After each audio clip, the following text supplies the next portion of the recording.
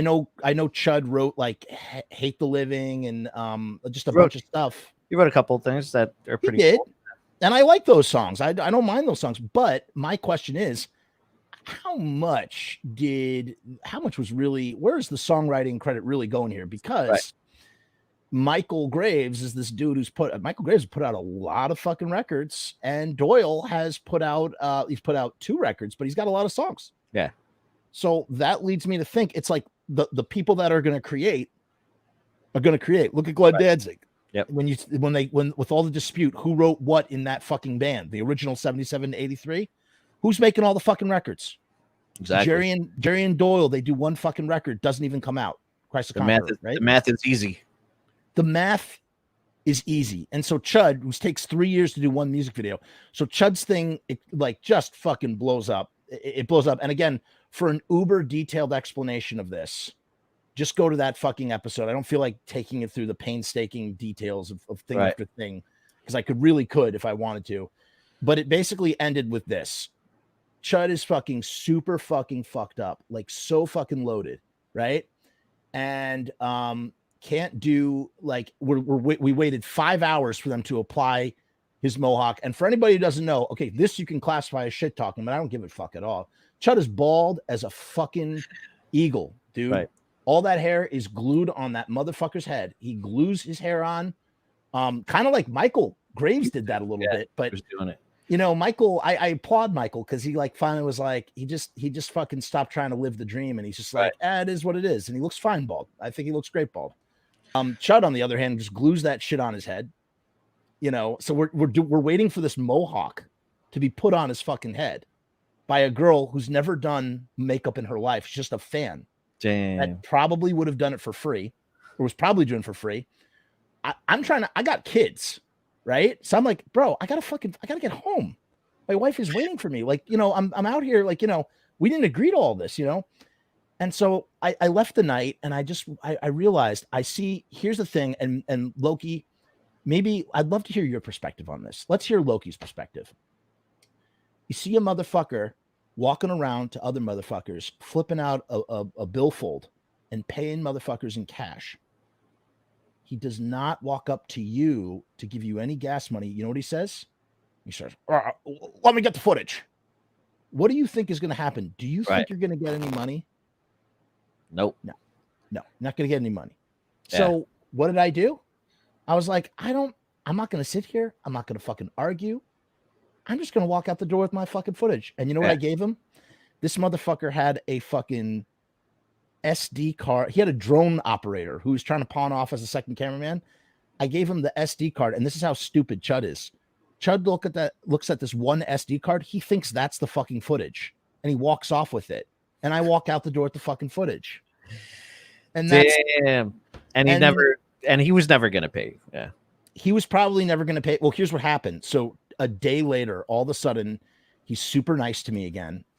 He's like, "Hey, Jeff, why don't I come over and again, all paraphrasing the other video. Right. Why don't I come over? I'll bring some coffee and donuts, and we'll, transfer that footage. You know, I got that hard drive you recommended." Fucking your Chud still sounds like Mark Allen Stewart. I'm not really not focusing on my Chud right now. And again, I honestly, after seeing your different approach of Chud, I can't even I grovel at your feet when you just go ahead. Give me a little Chud. You do a mean Mark Allen Stewart though. I will say that. Like, you fucking like this, like Michael. Just give me a little Chud. All right. So the first time I met Chud, wait, before you do that, if you're gonna tell me a whole fucking thing, let me just. It's gonna be a short story. Go ahead.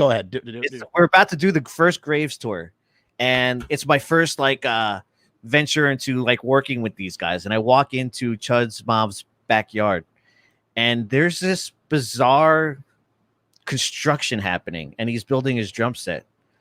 Yeah, and I look at him, I'm like, dude, what the fuck are you doing? He's like, bro, it's gonna be a spider. I'm like, all right, it's gonna be a spider, bro. It's gonna be a spider. You know what's funny though? Like, this was the last time I hung out with Chud, was for the music video, but I also came to his backyard or I should say his girlfriend's backyard, because he lives at his girlfriend's house. Right. And Chud also had been building a drum kit, except it was made out of garbage cans, which was, and it was like a working, that's the one thing that's like, I have to hand this to Chud. The one thing that is like it's like a savant genius about him. He can build really cool shit sometimes. And he built this really interesting set, and he built this funny ass like garbage can drum thing. Long story short, I was basically just like, fuck you, Chud, at first, because I was like, my dignity is worth more than any fucking bullshit he's gonna pay me. And second of all, I don't want to edit this with him. I'm not gonna turn over the footage, right? Because I don't want him to take, because here's the thing. And I've said this before about Jason Trioxin, rest in peace. This is the other thing that will happen. You shoot something as a videographer and you hand it over, and then they fucking butcher your shit. And it's like, who made that? Oh, Jeff shot that. Right. But I didn't edit that.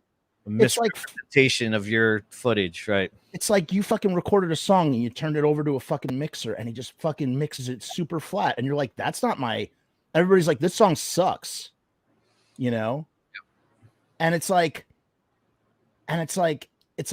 that was the same deal with fucking, Jason, like he and I, he passed away and him and I were not on good terms. And it was over some stuff like that. You know what I mean? And that's actually the reason why, when he had that, going back to the Eddie Van Halen thing, that's why I didn't show up to that fucking situation, because I just felt like it was kind of like weird and disingenuous. Not that like I had anything against him, but I just felt like it was kind of like phony bullshit to show up at his fucking wake. I went with Raimi. That's, as a matter of fact, I saw you. We went to that Mr. Monster set at Clash Bar. I thought that was appropriate. Right. Yeah, I thought that was appropriate. I thought it was appropriate to be there. I didn't think it was appropriate to make a grand fucking grand bloated gesture. It just, I hate that shit. I think it's so stupid. But I just hate that shit too, of like wanting to like cutting corners. It's like you cut corners, you turn something over to someone and they don't give it the same level that you would have given it. Or at least if I'm gonna die by my sword, then let it be me who does the fucking slaying. Yeah. I don't want it to be on someone else's account. And so I didn't want to edit with Chud. I didn't want to fucking, I didn't want to fucking spend another moment with him. So he's like, you've been replaced. And just like, that was the end of that. And then it took him 8 months to reshoot the fucking video. 8 fucking months. Damn. This motherfucker, I couldn't believe it. I had a cut of that thing because I felt bad. I brought my friend out like to help me as like a PI. I said, hey, that guy, the drummer from the Misfits, it'll be a fun time. Those guys are a fucking riot, because they are. Sal is a fucking riot. I thought we would have fun, and it wasn't fun at all. And I was like, my friend came out and some other people worked on this. Like, it sucks that it just sits on a hard drive. I might as well cut it and put it out there. I don't give a fuck about Chud or what he's trying to do with his shit. Right. I'm just going to put this fucking out there for people to see, because, it just out of vain. And we didn't do the full video because we didn't shoot everything. But then I watched Chud's video and I got it handed to him. It actually came out pretty good. I thought it wasn't so bad. Right. I was right though about the green screen. He was not able to achieve the full green screen, which is what I had told him and what he couldn't fucking understand. He got super fucking mad at me for. He just didn't understand how green screens work. Yeah. And so, yeah, that's the whole fucking, and so I kept my mouth shut, right? I kept my mouth shut forever and ever and ever. Months and months and months go by. And then I posted in my private group the video that I had done. So I just wanted to show it to some people. And you know what Chud does is that Chud's in a bunch of clandestine. He's like a clandestine motherfucker. Yeah. He has fake accounts. He's doing all sorts of fucking sketchy, shady, like checking. Hi, Chud. Hi, buddy. I know you're watching, Chud. He's always fucking watching, dude. Hey, Chud. Hey, Chud. Fuck you, Chud. Hey. Oh. Love you, buddy. Yeah. Well, in any case, yeah, he's always doing clandestine shit, and he fucking flagged my shit, and then he talked more shit, and then I felt finally it was time to fucking say something. So I said something, and that's that. That's You the know, end of the story. you know how I know that he pays attention is I had that one kid Jeff, and Jeff told this funny story about Chud, and like the very next fucking half hour later, that kid Jeff was blocked from Chud's page for Get telling the that story fuck on my podcast. So that dude out of pays here. attention. He pays Yeah, attention. he's very vain. He cares about He everything. knows when people are talking about him. His fucking ears perk up. Yeah, and you know what? I'd like to see him fucking try and do any other shit, because you know what? Bunch of fucking shit came out about him. I'm fucking glad. I'm glad I'm not the one who fucking I knew that shit. Right. I know a bunch of other people who fucking knew that shit too and kept their mouth shut. Again, secondhand information. You don't want to fucking be, firing shots when you don't fucking have the firsthand facts.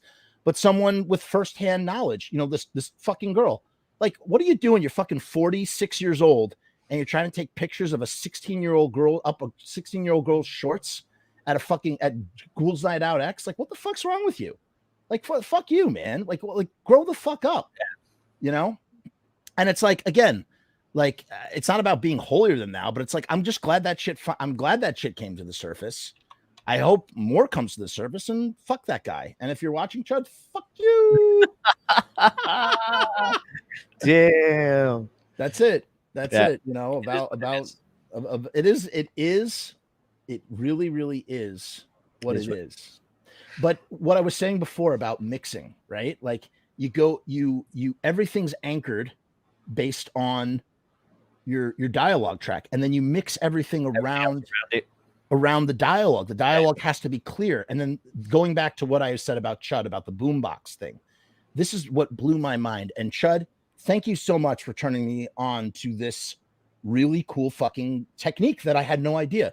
Chud's like, oh, we got to go with the boombox test. I'm like, what does that mean? He's like, or he goes, the MP3 test. Basically, and I feel like this applies more to you musician guys than it does necessarily to filmmakers. Like, you guys, you want to fucking do your shit in the studio. It's all about fucking fidelity, and I got to hear every fucking, every frequency, and like you were talking about, you're a tone nut, and whatever. All right. But at the end of the day, 99% of the people that are listening to that song are listening to it on this tiny little fucking speaker. And so at the end of the day, and I'm not saying that you shouldn't, but I'm saying you spend whatever thousands of dollars going into a studio, fucking, making sure everything sounds good on these big, beautiful monitors. Right. But how does it sound on this? If it doesn't sound creamy as fuck on this, then who cares about this? And so that's what Chud meant by the MP3 test or the boombox test. How does it sound on a fucking car stereo? How does it sound? Take your mix out into the world and play it everywhere. The car stereo is my studio away from the studio. I run in and out of my house so often, like when I'm trying to do like rough mixes and stuff. Yeah, I'll fucking bounce a track out to a wave, export it as MP3. I'll run out to the car from my Dropbox. Yeah, and just give it a good listen to in my car, because I know I listen to so much music in the car that I know what the frequencies are supposed to be coming out of there. Right. Like I know if something's way too bassy. I know if the mids are too. I just know how music's supposed to sound in my car. Right. So I run in and out of my house just all the time. I'm just like running upstairs, sit here for 15 minutes, run back downstairs, and go back in my car and fucking see how the mix sounds in the car. Dude, it's the same thing, and it's in a way it's the same thing too with like with YouTube videos, and with like, it's like, why do I need like a calibrated projector if 90% of the people are going to watch on a flat screen TV? So it should sound and look the best that it can on a flat screen TV. If you can hear the dialogue, if you can hear, this sound effect or that sound effect, or, what do you have? I think of it as like beds. You got to create a bed for this. I want a bed of low end, of ominous dread if I'm doing like a horror thing, and I want just like a, and it's like, it's always fucking there, even if you can't hear it. Yeah. The thing is, your eyes blink, right? So it's more forgiving. Shooting something is more forgivable than the audio stuff. No, your ears do not blink. So you're going to notice if something is fucked up with your ears way before your fucking eyes. Yep. And that's why, like, that shit matters. That's why I bought this mic. That's why I have this. I'm using I don't know if you know what this is. A sound device mix pre 3 with cashmere preamps, which Oh, how are. nice. Do you know what that is? Do you know what cashmere preamps are? Yes, I do. But I don't have cashmere. I really don't. But I do have preamps on my own interface. I have external preamps, so yeah. Nice to prevent from like clipping. Prevent clipping if I need more gain, because this mic is notoriously low in gain. So I'm not a slave to whatever the natural output of this mic is. I could just crank the gain up over there on my preamp, and that's that. Yeah, gotcha. Let me ask you this: So first of all, what are some bands that you really truly admire and see what they're doing out there, and just like kind of like blown away by like what they got going on? It's tough because the last 5 years of my life, it's been a fucking crazy, just on the road all the fucking time. So I haven't really paid too much attention to what other people do, and I kind of had the blinders on. Like, this is what we're doing. I was about to say, I would imagine that you've seen so much incredible stuff. Yeah, like if I wasn't on the road working, it was about the next thing that we were going to work on and preparing for that and planning for it. Yeah. So I kind of had like the last 5 years have just been intense, and I had the blinders on pretty much to everything. But you came back in 2015. 2014, I came back. How did that conversation start? I'm pretty sure that they were going to start doing like the heavier punk rock, the Misfit stuff and shit like that. And they wanted a legitimate band. And Darrow at the time we were killing it. We were doing our own coast to coast tours. We had proven ourselves to be guys that do stuff. You know what I mean? For lack of a better vocabulary, we're road dogs. We're road dogs. Not only that, but like here I am. Like I already have a history of like being organized and knowing how to fucking conduct business on the road and shit like that. I think they just wanted a legitimizing band, not some kids that wanted to be playing with Michael Graves and the Misfits. They got fucking two guys who were OGs and fucking make your band legitimate. So Mark Allen Stewart called us, and we had a conference call with Michael and Mark Allen Stewart. Hold on, I'm listening to. Keep telling the story. I'm listening. I just got to pee so bad. I'm going to pee in this bottle. Keep talking. So Mark Allen Stewart calls us, has a conference call. With Joe and I, and fucking they talk about how we they're planning a tour to do, like, they call it monster rock, I guess. Fucking, so they want to do a monster rock tour, and they were just basically courting us to be in the band, and we said yes. We're like, oh, that that's pretty cool, fucking, because that adds on to what we're doing already. Like, it can Darrow be a part of this? That was always like a part of our conversation. If we do a tour with Michael, maybe Darrow can open up on some shit, which did happen. But we just viewed it did not happen as much as we wanted it to, but that was part of the original plan, and it did happen. But whatever the case, like, we just viewed it as, all right, we're just gonna do more stuff, which is fine by us, because that's what we wanted. So the first tours, like, we were forced to wear makeup. I wore makeup on that first tour back. Shut up. Which was a mistake. I should have never done it. Like, I should have just put my foot in the ground. But like, I was just like, you know what? I rub people the wrong way every time, because I guess I'm just a dominant figure. Like, I just have I'm a leader, man. I've always been the boss. Like, I don't know. It's just the way I am. So I was trying to not be that guy for the first while. I'm like, this is their project. I have nothing to do with this. I could just sit back, play music. I was trying to be that guy. So I fucking did the makeup thing, fucking went along with it, trying not to open my mouth too much. But just from the start, I should have just been like, nah, this is my terms. Oh, hell yeah, you should. Especially, so two things about this, hearing about what happened. Number one, What did you look like a panda when you did the makeup thing? Or what was your approach? Jeff, I look stupid with makeup on. I cannot do it. I can't do it. I don't look good with makeup on. I just can't do it. Listen, Joe looks great. Goolsby looks great. I think Goolsby does it really. Tracy always has trouble, but Goolsby fucking crushes it, and he gets his shit from Doyle, who's like the master of that shit. I suck. And there's no one that's, Michael and all his Jesus powers couldn't help me put makeup on. Okay. So I should have just never done it. I'm just not that dude. I should have, my demand was just like, I'll be me. The reason you want me is because I'm me. And this is how I do things. So this is how I'm going to do it. I should have said that. I didn't. I think Mark Allen Stewart, besides Mark Allen Stewart, I think you definitely had more bargain power than maybe you might have thought, because you've been there, you've been in and out of the operation for so long. They clearly are coming back to you because you have something that they can't replace with anybody else, right? Obviously, you would have just been replaced a long time ago, and that would have been the end of that, and it just wouldn't have been discussed. But they keep, isn't that what always happens with fucking musicians in general? That's what always happened with those guys in the Cro-Mags. I was talking to Paris Mayhew about this, Paris from the Cro-Mags, and him and Harley, fucking eternal like friends and enemies. They always come back into the band together. Why? Chemistry. Yeah, fucking chemistry. And it's not something we were looking to do. That was not on my radar at all. Right.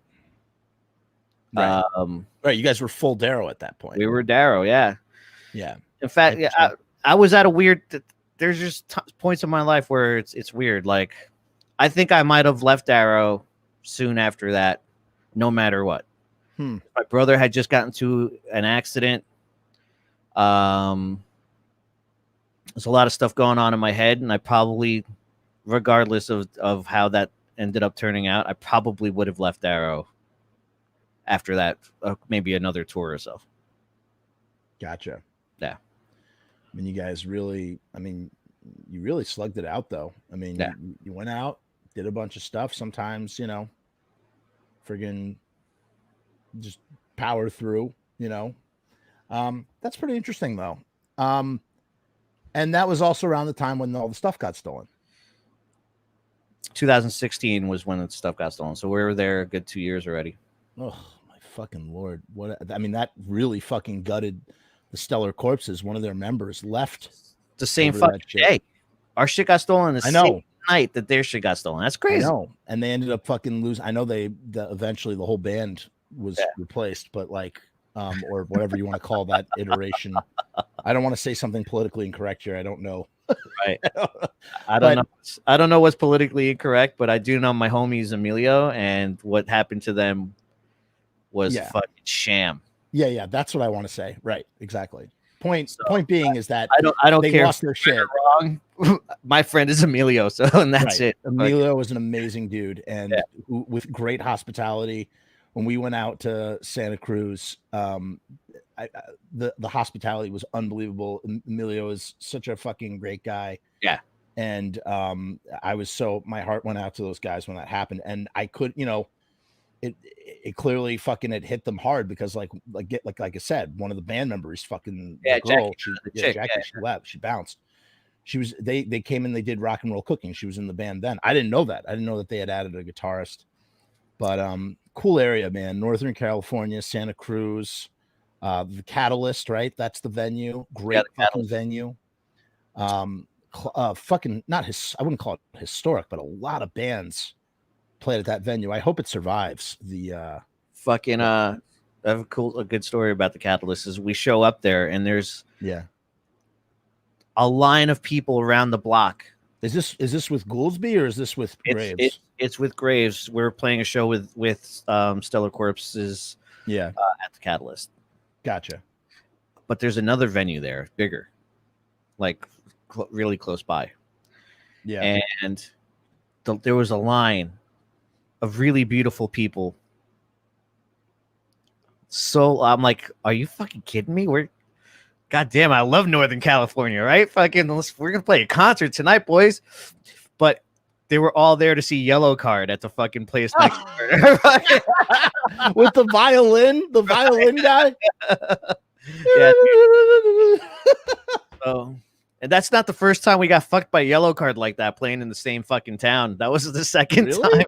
Yeah, dude. Fucking Yellow Card, man. Yeah. They're just. But I was just like, all right, yeah, we're gonna have fun tonight, boys. Let's fucking gonna play a concert. It's gonna be awesome. Nope. Well, I mean, our show wasn't poorly attended, but it wasn't that Yellow Card concert. I'll tell you that. Wait, I'm sorry. I must have missed it when you were talking. Where did they play? If you were playing at the Catalyst, where were they? I'm sorry. There was another bigger venue, like right down a block. I don't know what it's called. Yeah, but I always thought the Catalyst was like that was the place, right? I guess Yellow Card's got a better place to play than us. I just didn't know that anything existed like that in Santa Cruz. I mean, if I lived on the West Coast, it would probably be Santa Cruz, right? Like the perfect sleepy, just a beautiful place with just a beautiful situation. I mean, that was the coolest thing about being on tour. I just got to see so many areas of the country that I had never. I mean, I understand the appeal of the life of like a road dog pirate, but like at the same time, like we were in. Did Joe ever tell you what happened to us in Augusta, Georgia? With Blitzkid? No. Blitzkid? Yeah. You never heard the story about the biker compound? No, definitely not. Oh my. All right. Holy shit. I don't know if I've ever talked about this publicly. We do the show. And you know, as you know, touring with in the box truck, you know, if there's no hotel situation, you got to crash with. I'm sure you know you guys talked about with the Darrow thing. Yeah. There's always somebody at that level. You're looking for a place to park. You're looking for a place to plug in, charge the batteries. For Goolsby, it was all about charging those batteries, you know. And so we didn't have any anchors like that. I guess I would call it an anchor, right? It's like an anchor in Augusta, Georgia, right? And the guy, I'll never forget his fucking name as long as I live. Chuck. Fucking Chuck. Now you're hearing this through my POV as with my background. This might not have been a scary situation for you the way it was scary for me. Fucking nice, really nice sound guy. He had a big bushy beard. I remember that. Biker guy. At some point, I was not privy to this conversation. At some point, it is determined that Chuck has a place for us to park for the night, to crash. He is in a bank. They're a biker gang stealer or something, right? So we follow them. We follow him. I don't remember what car he was driving. Although actually, because there's so much fucking video, I probably could fucking find probably find something and tell you so many more details. Although I will tell you, the moment we entered the property, I didn't record a fucking thing. Right. We get onto this property. It's a compound. It's not a fucking. Well, I thought we were going to like a biker club. We go in. We're driving through thick, deep, dark woods in the fucking South, in somewhere on the outskirts of Augusta, Georgia. We get to the compound. It's a giant sprawling like acreage of land. There's a well, and there's like a clubhouse, like a biker clubhouse, like what I thought we were going to, but just not on this giant sprawling compound. Right. And so we walk in. Everything's cool. Chuck is super nice and super hospitable. Goolsby parks the box truck over by yonder, plugs into I think it was like a street lamp post, right? And Goolsby was crashing in the box truck. We were all going to sleep inside the clubhouse. And Joey was with us, right? Joey Lowe. Shout out to Joey Lowe. What's up, Joey? Joey Lowe, Joey fucking Lowe. Watch him drink coffee and watch him go. That's what Tracy would always say about Joey Lowe. And oh my god, you just reminded me of the fucking Blitzkid Russian footage. So we get to the fucking clubhouse. We go inside. There's like a bar, right? It's like a bar type situation. And Joey's he's flipping through there's like a loose leaf binder. He's hanging out with Chuck, just having a grand old time. There's a loose leaf binder full of fucking Polaroids of of topless chicks, because that's what they do at this club. The old ladies, they come in, they take off their shirt, take a Polaroid, and he's having a grand old time flipping through this thing. There are mattresses in the room over. There are mattresses laid out on the ground for us. Just very basic, bare accommodations. But hey, for just a place to lie, a place to lie your head for the night. Again, it wasn't like we were trying to live luxuriously. Obviously, we're on the road. It's just a place to lay your head. And this is when, all right, now you're gonna come inside my head for a minute. So here I am, Jeff, the fucking green, bright-eyed, bushy-tailed videographer guy on the tour. And I'm looking around. I see Joe and Stripes. They go into the other room where the mattresses are, and they're getting all settled. Or maybe they're smoking cigarettes. They're in my peripheral, right? Which is what happens on tour a lot too. Everybody kind of goes off on their own thing, and you kind of don't know where everybody else is, and you always hear like their side of the situation. Yeah. They go off. Stripes and JV go off as they would do. They would go off and do their thing, and I'm sort of gathered around looking at this, these topless pictures with Joey. And we're even having a joke. The inside joke of the tour was that everybody would find a place where, like, it was their place that they love so much, and that like leave the moment in a movie where you go, leave me, I'm not like, come on. It's like, no, I'm staying. That sort of thing. And we were joking about how that was Joey's place at first, right? At first, and then I turn my head, and I look at all the T-shirts on the wall. They have merch, the Steelers Wheel or whatever the fuck they're called, the biker group.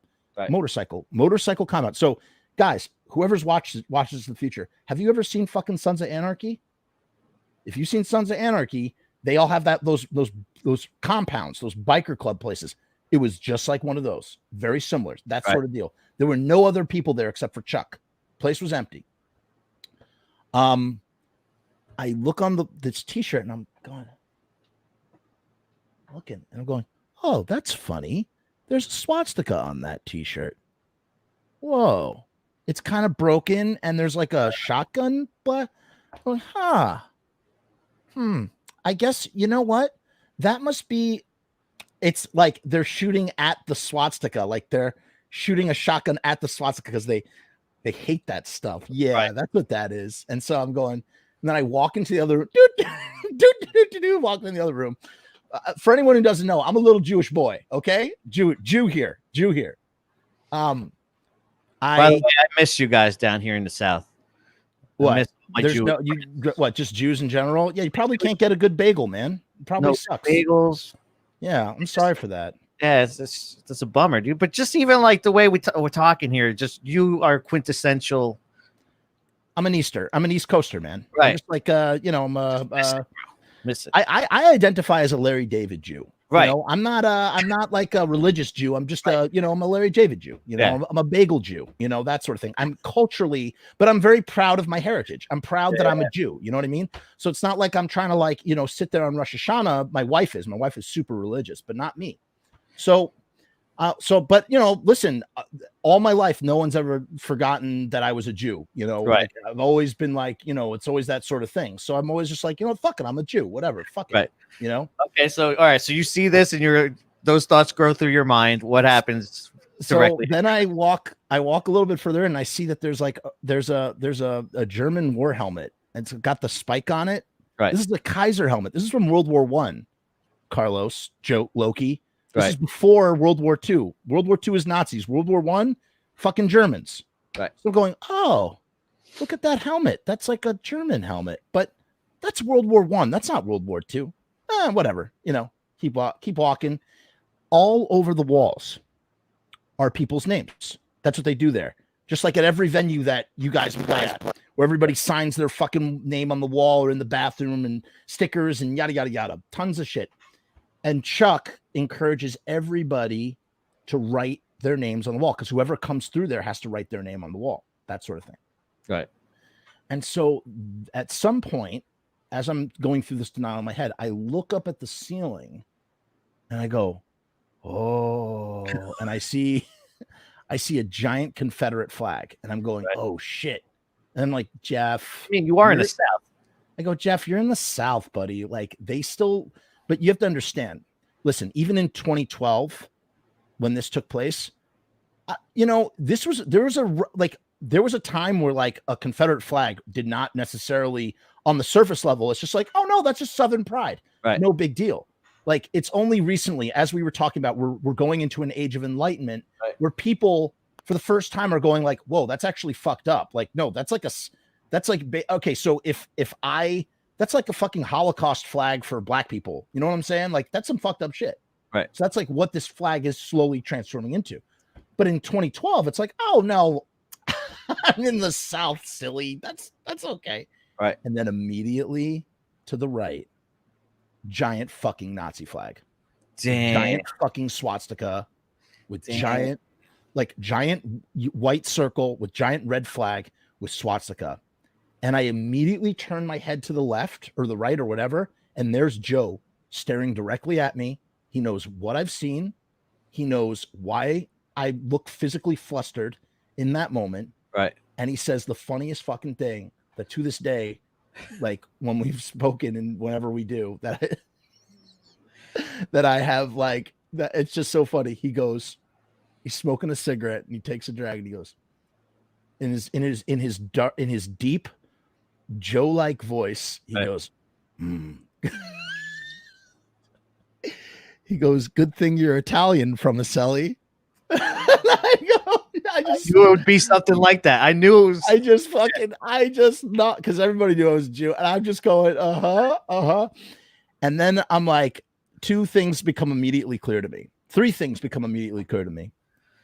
Thing number one, there's no way I'm sleeping in this room underneath a Nazi flag as a Jew. I just won't fucking do it because even though I'm like a cultural Jew, I still like the fucking Holocaust. That's like shit. I don't, we all have things in life that we hold sacred or that we that we take very seriously. For me, 9/11 as a New Yorker, I don't joke. No 9/11 jokes. I won't make a joke about that. John Lennon being murdered in the same way that I know you're a Pantera fan. I'm sure if someone made a joke about Dimebag Darrell being fucking shot, like that would fucking offend you. I don't joke about fucking John Lennon being killed because it just fucking bums me out so much. And lastly, I don't fucking make jokes. The Holocaust bums me out like no other. So it's like, I'm not sleeping under this fucking Nazi flag. It's just not happening. Right. And at the same time, here's thing number two. Thing number two is I realize in that moment, I am probably the only Jew that has ever walked through these doors in this compound in the middle of fucking nowhere. I'm the only Jew that's ever been here. Nobody here knows I'm a fucking Jew. I got to do something to show that I'm a Jew and that I've been here. Right. And it was like this super idiotic, dangerous like notion that I had inside. And the third thing I realized was if you wanted to bury a body on that property, easy. No one would ever find it. You throw it down the well.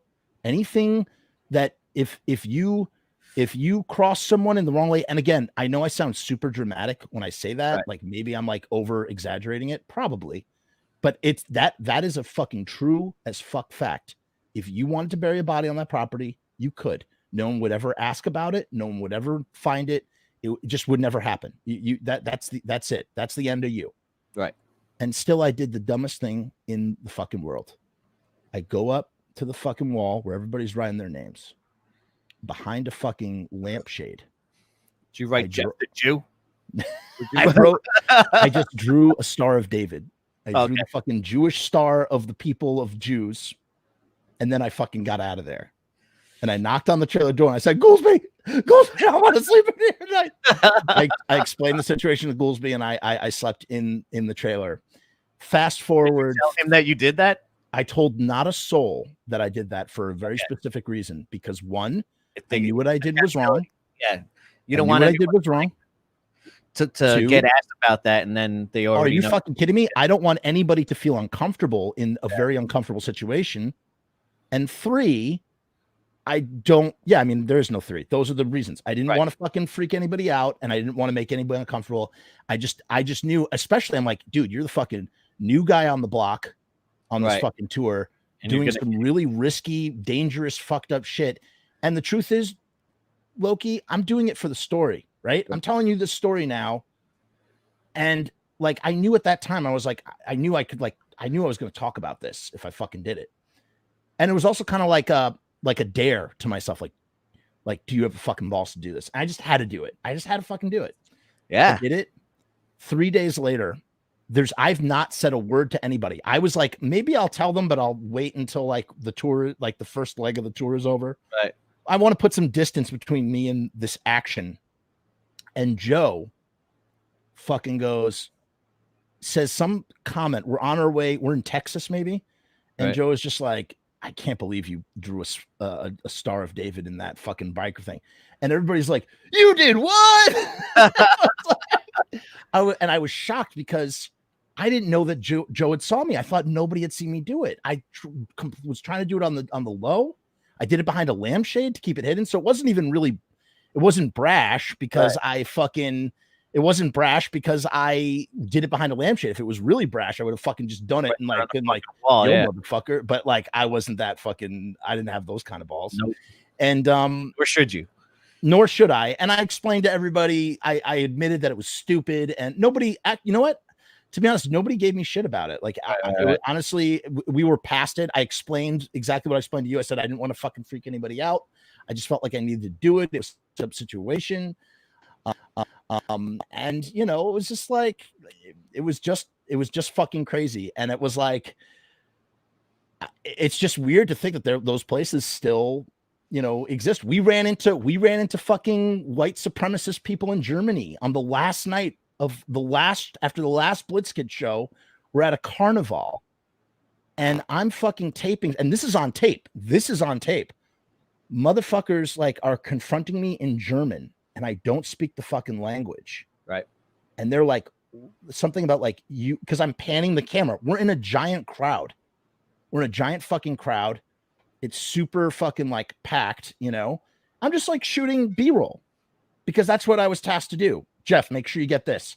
Jeff, I can't count the times that we would be sitting in the fucking tour van and like there'd be like a fucking castle in the far off background, like some shaky fucking castle that has no connotation to anything. And someone would be like, Jeff, get this right now. And you know, my job was 24/7. Like I always had to have a camera in hand, always had to have it ready. Never sure what it was going to be used for.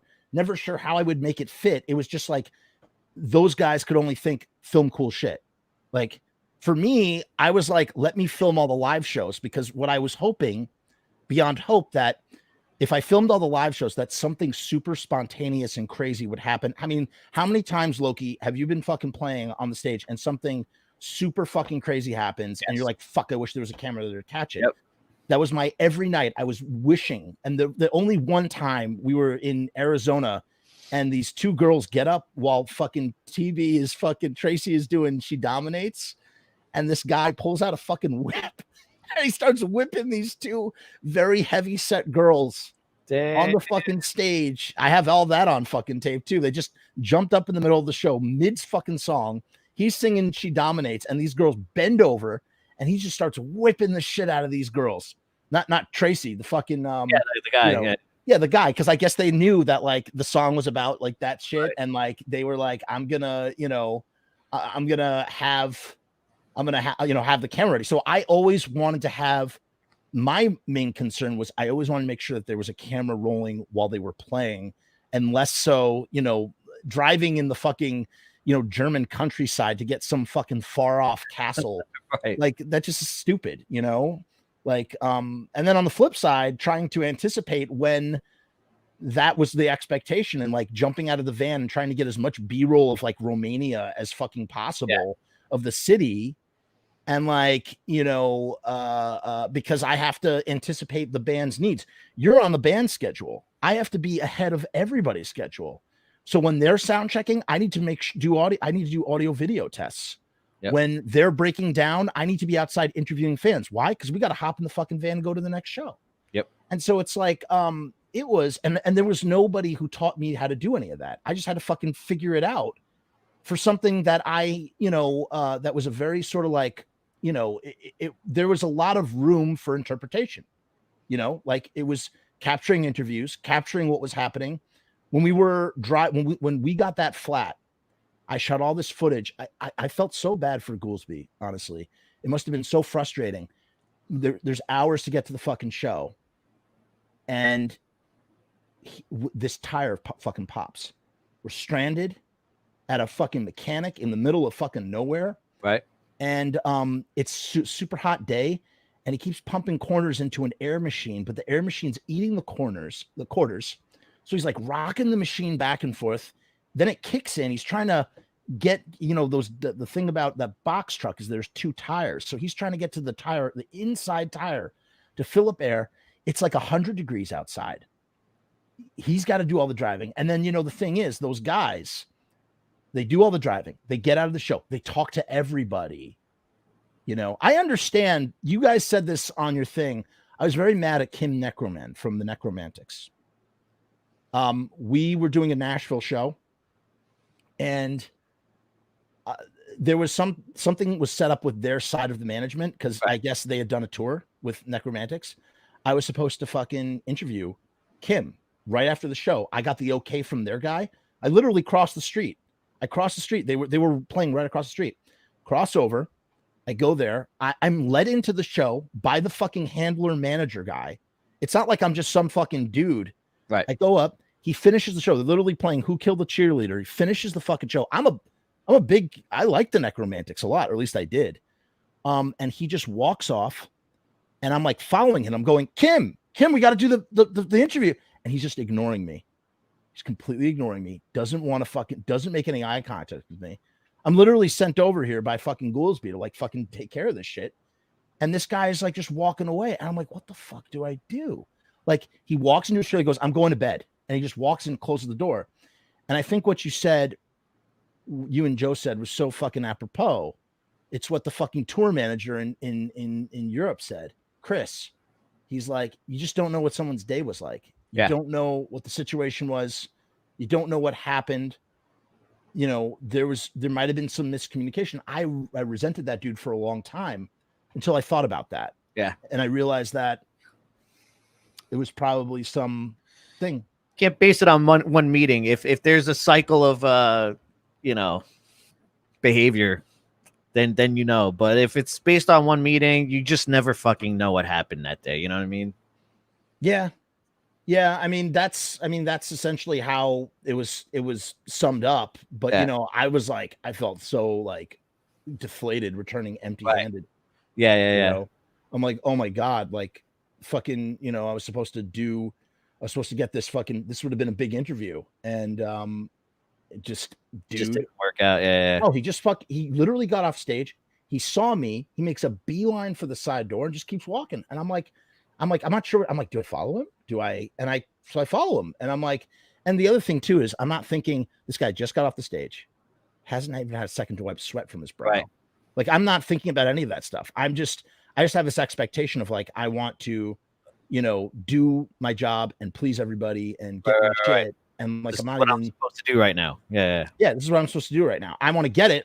Because I have to get back, and I have to break things down and fucking put things away too. I'm just like, it was, and it took me a few years to really understand that there's just so much going on. Your 60 seconds is your moment, your memory. My memory of Kim Neckerman is 60 seconds in his day that he doesn't remember from the year 2012.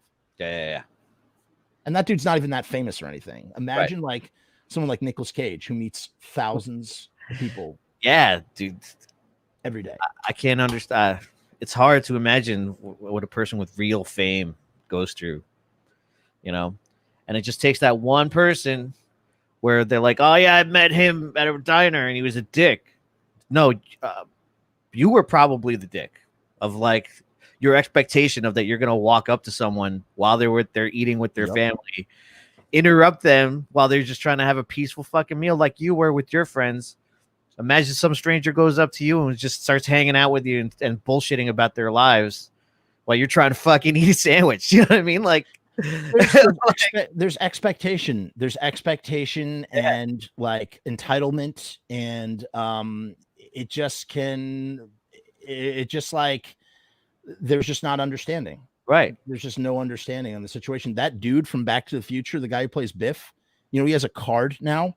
When people come up to him, they say, "Are you Biff from Back to the Future?" He hands them a card, and on it is an FAQ with the 5 most popular things that people fucking say. Him. Yeah. And he just answers them. He goes, "Yes, I am Biff from Back to the Future.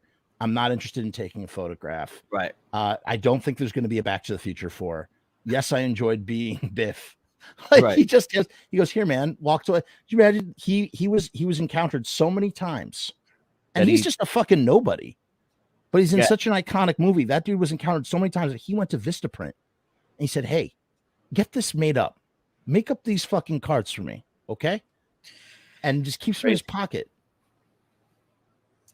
It's crazy. It's fucking crazy, man. It's fucking insane, you know. Fucking after those shows, bro, like we were going off the stage and directly to the merch table. With no break, like not even 60 seconds to take a sip of water. I would fucking jump off the stage and lead a fucking line towards the merch table. We sit there and fucking have Michael sign everything, talk to everyone. And dude, more than anything, that was the most taxing part of our day. Emotional labor. Not only that, but you're talking people over loud music, and like, you know, I'm singing fucking 56 nights in a row. Like talking to people does more stress and damage on my voice than fucking singing 60 nights in a row. Especially when there's a lot of loud music. There's music going on. You're trying to fucking talk to people, but like, how do you have tinnitus? I do. You do? Yeah. Is it bad? Sometimes out of nowhere. Sometimes out of nowhere, it just clicks in. It's like one of those little flash grenades. You don't wear anything? I got into the habit of not wearing things, and now when I wear things, it just sounds like I can't do this. Like I get uncomfortable. When I go to see a band that I really like, if it's a band like the Misfits, like I can't have anything in my ears. I need the pure music in my eardrums. Yeah. But if I see like an opener band, or if I see like when I saw the Misfits at Madison Square Garden, I had my earplugs in the whole time for Rancid. I was like, I don't mind Rancid. I was like, I'd much rather, you know, save my bombardment for this over this, you know. It's hard especially when you're playing, you're trying to get a certain vibe and you're trying to pay attention to certain things. There's a level of focus, and sometimes it feels like when you're blocking your hearing like that, you there's a lack of power on the stage, especially if you're going to be in a band that's very aggressive and perform very aggressively. That lack of power is just something that I couldn't get past. I'm like, I can't wear these.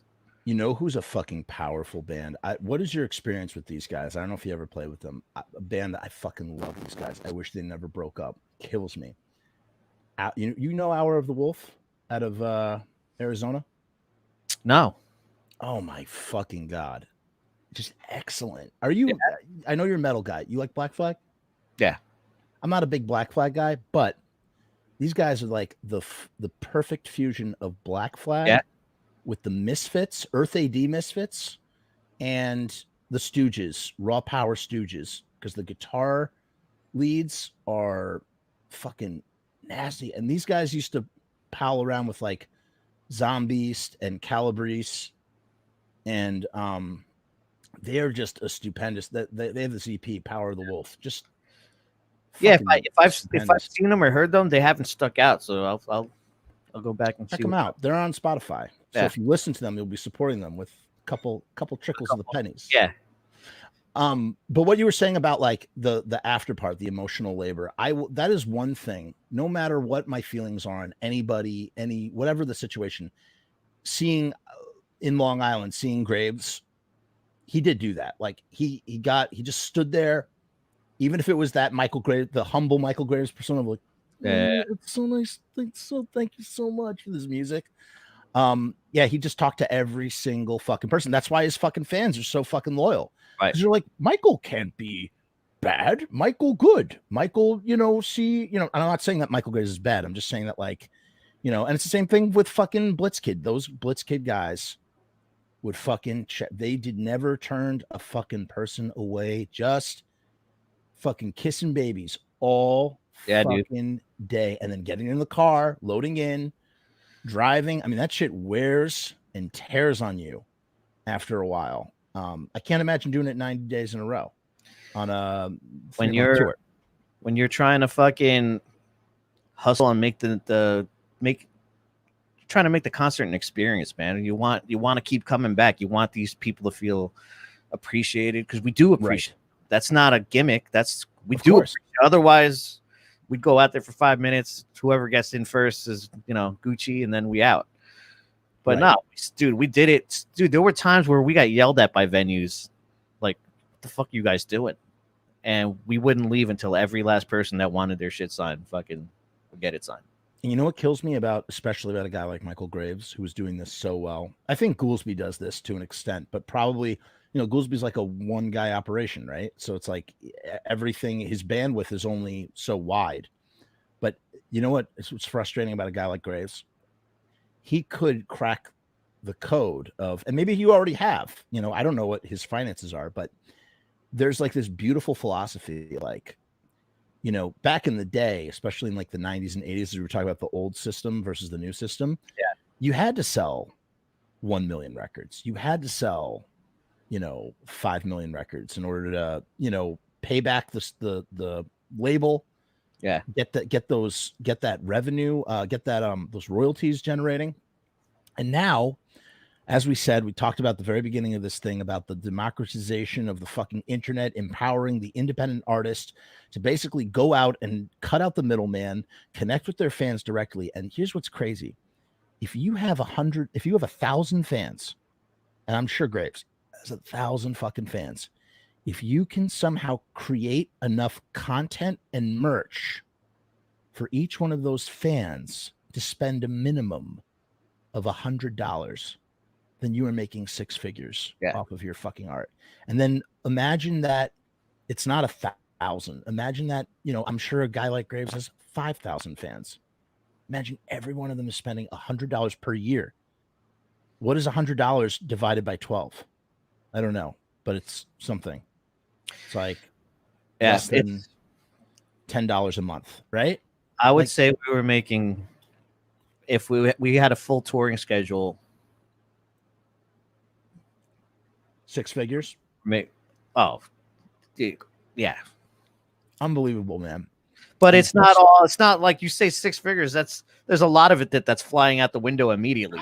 I know. Especially if you're fucking like paying taxes and shit. Yeah, we're paying taxes, but like, the travel, fucking. Isn't that what happened with Jerry? Am I incorrect on that? Didn't Jerry like fuck with his taxes or some shit? I don't know. I'm not too versed on. I had heard that like he did not pay taxes for Graves, and then Graves spent a long time having to like pay back taxes because of how things were managed in the midst of it. I understand what you're saying now. You're a self-contractor. We're subcontractors, so right. You got to do your own taxes, and I think a young Michael was like, "Look at all this money. This is mine." Okay. It wasn't really Jerry. It was just Gotcha. Yeah, I mean, see, that's why I know you're going to probably tell me this is not true, but that's why I believe the fucking hockey story is true. It's not. It's not even remotely true. Really? Not even. There's not even a fraction of that that's true. I just don't. I've just heard this story from the other perspective, and I just don't see how it just logically it makes a lot of sense to me, especially with everything that you and Joe have said about how like he's like, oh, I'll go join the Marines. You're like fucking grinding it out, trying to, make something of yourself. It's not even. There's not even a modicum of truth. A 1/1000. The only truth to this fucking story is that he likes hockey. That's it. Okay. And that he wanted to go to a hockey camp because like they had a set amount of time off. Right. So when you tour a lot, you fucking make plans. You're, we're supposed to be off. We're fucking all right. I'm gonna book some time with my family. I'm gonna go to this fucking hockey camp. Some time to myself. Cool. And the fact was that they were fucking with him. There was something going on. There was a power play going on. It was a power play, and Jerry said, "You're replaceable, and we're going to replace you with a guy named Mike." Exactly. And the fact that he had told them at one point in time that he was going to be in a hockey camp became the narrative of, oh, he went to play hockey. You know what I mean? So then what about like the George Romero shit? Is that bullshit too? I don't know anything about that. Gotcha. I don't know, man. I just feel like what an opportunity. Like, I just feel like if I was in that position, I don't know. I guess at the end of the day, I'm just a giant fucking hater who's watching from far away and just being like, I wish that I had an opportunity like that to piss away, and I don't, you know. And that's what it like. Well, that's the biggest issue with it is like we bounce back from fucking nothing. Right. Yeah. Like you literally clawed your way back, and it was destroyed in a single 24 hours. Yeah, that's what literally happened. It was literally 24 hours. That just fucking. And like, you know, sometimes, and I've heard him say this publicly, but there's a lot of like, oh, people. I'm glad all the coattail riders are off my whatever. I'm like, bro, I was a kid when we were doing Gotham Road, and you were more lost than I was. And I carried you for a certain amount of time while you didn't want to do anything as far as music was concerned. And the proof is in the pudding that I was in charge of anything. I shouldn't have been in charge of anything, but I did it because no one else seemed to be doing it. No one else seemed to care. So I guess young Loki is trying his hardest to fucking make things fucking pan out. What's that about? But then what's it about? Like, so if you're fucking doing all this shit, and you're fucking doing, the best, like the whole thing about the label not wanting to pay, John Nelson not wanting to pay for your fucking van on the tour. It's like, so if you're taking care of all this shit, then like, why make this whole, so first of all, what the fuck is he doing? Honestly, what, he gave some money for recording? Is that literally it? That's literally it. What kind of fucking, like, what kind of business decision is that? Like, to have that much autonomy for a couple thousand or whatever, how many thousands of dollars it must have been. Couldn't have been more than that, to just fucking, to have that much autonomy over an artist. And like, yet I'm not going to pay because I already sunk in. It sounds like if you probably had like a personal fortune or something. That's exactly what it is. I've sunk in enough. Fucking, I can't afford this. And then because like, why wouldn't you set up your band for success if they're going out on tour? Or like, they need a reliable vehicle, yada yada yada. The fuck do I know? I'm just a dumb kid, Jeff.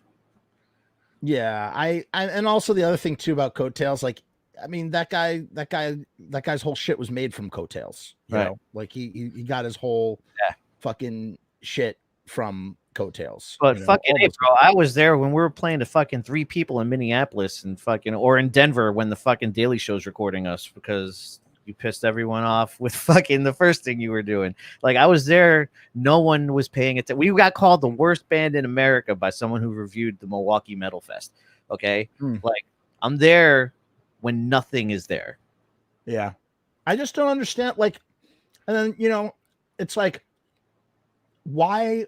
So you're fucking grinding it out as Gotham Road, and he just decides he's gonna go on this. He doesn't look at the optics of anything. He just decides he's gonna go on TV because it's TV. Like, doesn't even take a moment to think about what it's for. Well, he knew what it was for. He definitely hammed it up and tried to add to the comedic value of what was happening. Fine, fair enough, but like, that's new. That's news to me. Thank you for clarifying that. But it's like, at the same time, like, but what I mean by optics, I mean, like, is he not like looking at like the fucking long game of like what this is? Well, I mean, no, obviously he doesn't think about any fucking long game. But, it does not. But at that time, he was like, yo, at least let's be a good sport about it and show these people that we're not these terrible fucking monsters, that we can also play along. You know what I mean? Like, that was part of the Daily Show. Like, even though I dreaded everything, dude. Like, I just said it yesterday.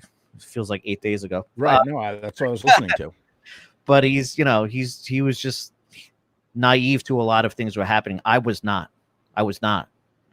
I knew exactly what was happening. So then what about so I don't understand. So if you were doing everything, but he's still the boss, that's the hierarchy? I was 23, 24. How old is he? 5 years older than me, 4 years older than me. So just simply because of his age, he had the. It's from his experience, and like honestly, dude, I just wanted to fucking bust ass and do it. I didn't know you got to also remember he's my friend, Right. and I'm just trying to fucking do anything that can put us on the map. Fucking, I was just busting ass. That's all that I could think about. And then, is it fair to say that you look up to him at that time? Do you feel like or is that why there was like a power shift, or there was a power dynamic there in any way, shape, or form? I respected what I thought was his knowledge. Yeah, of course, there's a level of like looking up to this guy. Like he's been there, I haven't. Right. To this extent, you know what I mean? Like, so I need to respect what he thinks. I wasn't in the position yet. I'm not this grizzled veteran back then. I wasn't in a position to say this is a bad idea, this is a good idea. I didn't know what the idea, what what it could do in the future. I didn't like it, but what could I say? Yeah. I get it. I get it. What could I say? I think the biggest lesson. Sorry, finish what you were saying. I just cut you off. Yeah, and to wrap that up, yeah, he left. He joined the Marines without really. He told us hey guys, we're going to the Marines. So this. You didn't explain that exactly. Wait. So I don't understand. So you finished the tour, and he just decides I'm gonna go fucking join the Marines. He, at different points of his life, he did not want to be a musician. He tried his hardest to not be this guy.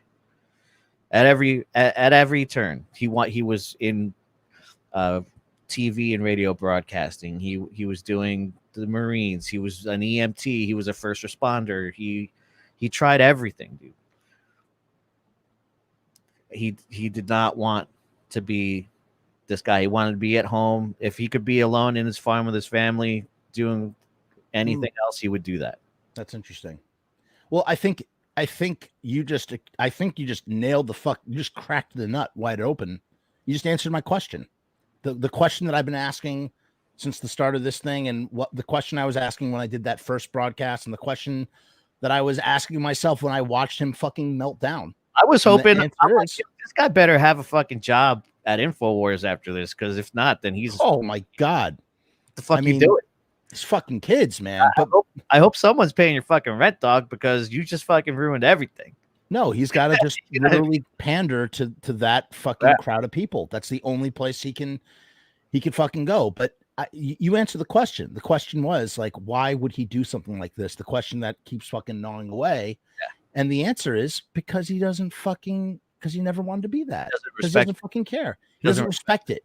He doesn't respect it. He doesn't care about it. And he obviously, on some level, he doesn't mind throwing it away. He takes his gifts for granted. Guy's super talented. It's easy for him to do the things that he does, and he doesn't respect his talent either. You know what I mean? Like, I got to tell you, to be able to we talked about this privately, like the fact that dude is like, in his mid 40s and he's doing 90 shows back to back to back to back to back, and then talking to people, that's not fucking easy. No, it's not. It's really, really not. And he'd really do anything. He'd rather be a fucking talking head. It's easy to talk. Yeah. It's effortless for me, as you know.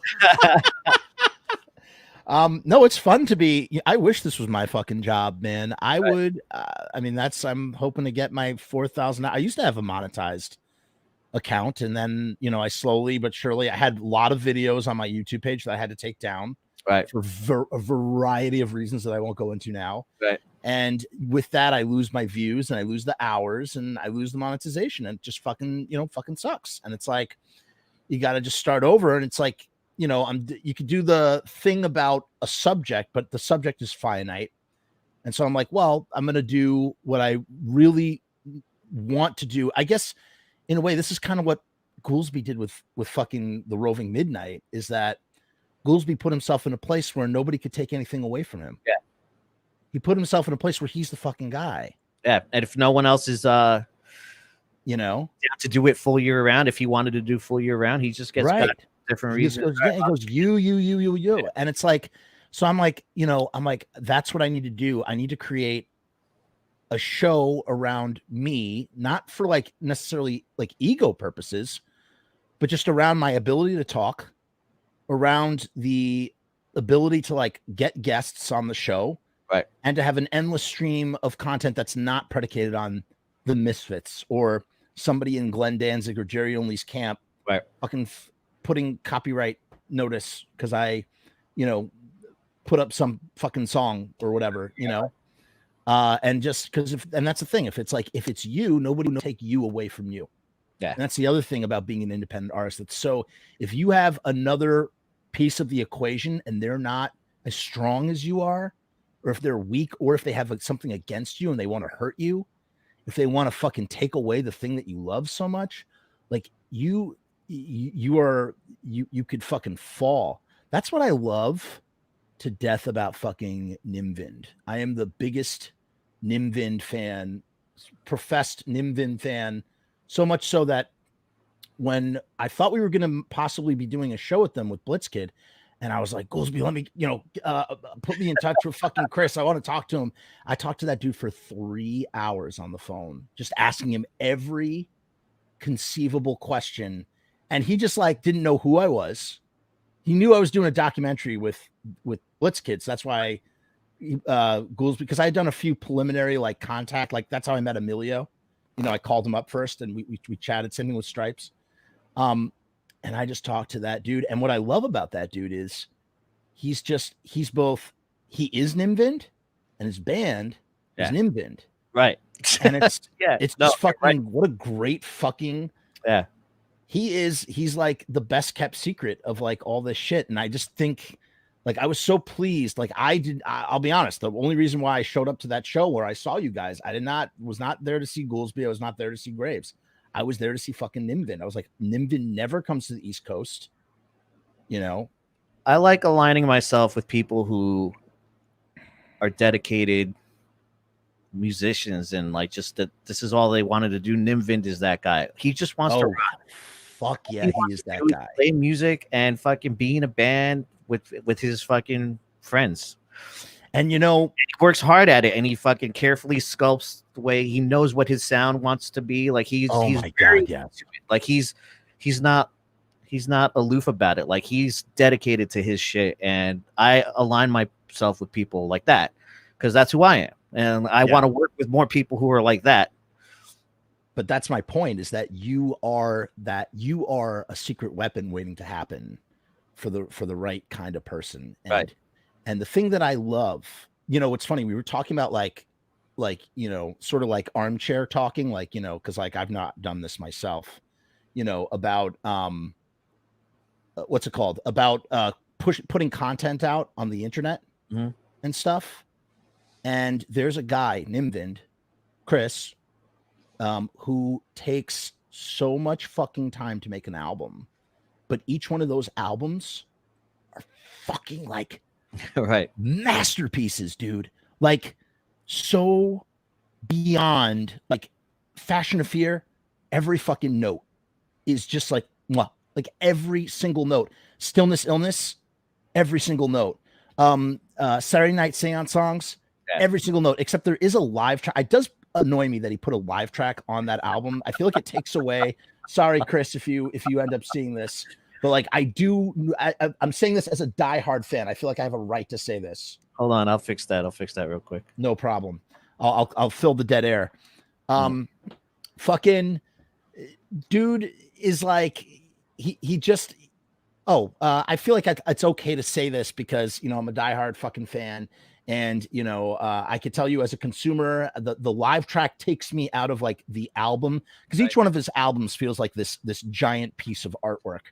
And I don't know, I feel like having that live song on there kind of like throws me for a loop a little bit. It sort of like makes me, what's it called?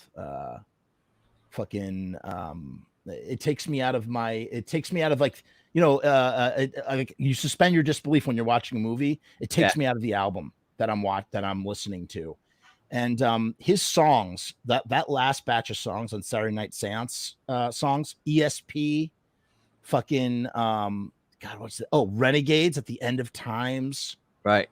Fear, oh Fear. He allowed me to put his song in my film, and I did a music video. I did a few music videos for him, which was an honor for me because I fucking love that. I loved working with that dude. And we did music videos long distance from Vancouver to New York. That was kind of crazy. But I'm like so excited to see what he does next. I cannot fucking wait. I don't mind waiting for that dude to put out an album. I can't believe it's been almost 6 years since the last one. The songs he's been trickling out on Spotify sound fucking incredible. And it's funny. It's like, what does a guy like Nimvin sound like? I always tell people, because I'm like, you got to listen to Nimvin. They're like, what does Nimvin sound like? I'm like, Nimvin is like David Bowie writing death rock songs. Like all of his, here's what's interesting. All of his songs are pop songs. Yeah. They're all fucking pop songs. Totally. But they're done with a metal. They're done with like metal, but it's not metal. It's punk. If that makes any sense. He's constantly chasing that fucking tone. Like, the reason why his records take so long is that he's fucking getting 85 different guys to mix it because he's trying to find that one sound that like he's Is trying. that really why it takes forever? Yeah, dude. Yeah. It's funny. There's two versions of the Stillness Illness. He has the one that came out, and then there's a whole other version of that album that has like different track listings and stuff. And the mixes are super fucking different.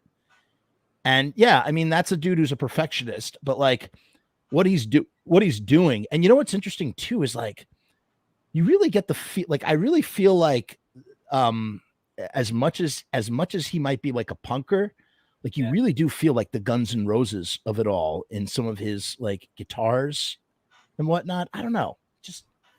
He just continues to blow my mind. It's interesting you say that because the project that I showed you that we're actually going to release that. I think he's going to release that as a single on Spotify.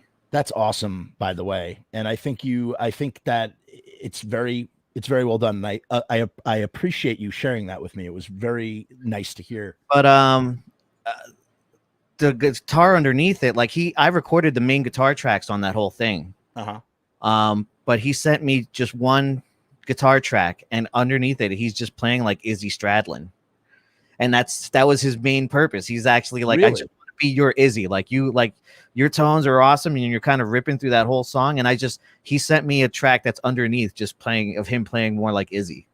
What's interesting about him too? So I met him when he came over for Ghouls Night Out, the one that I was not at, actually. We were supposed, what's funny? We were supposed to premiere the trailer.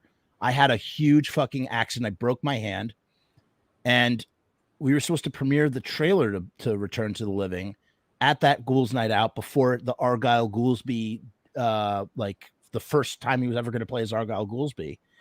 And he had a manager at the time, Lynn, and he came over to Sal's house. We did rock and roll cooking.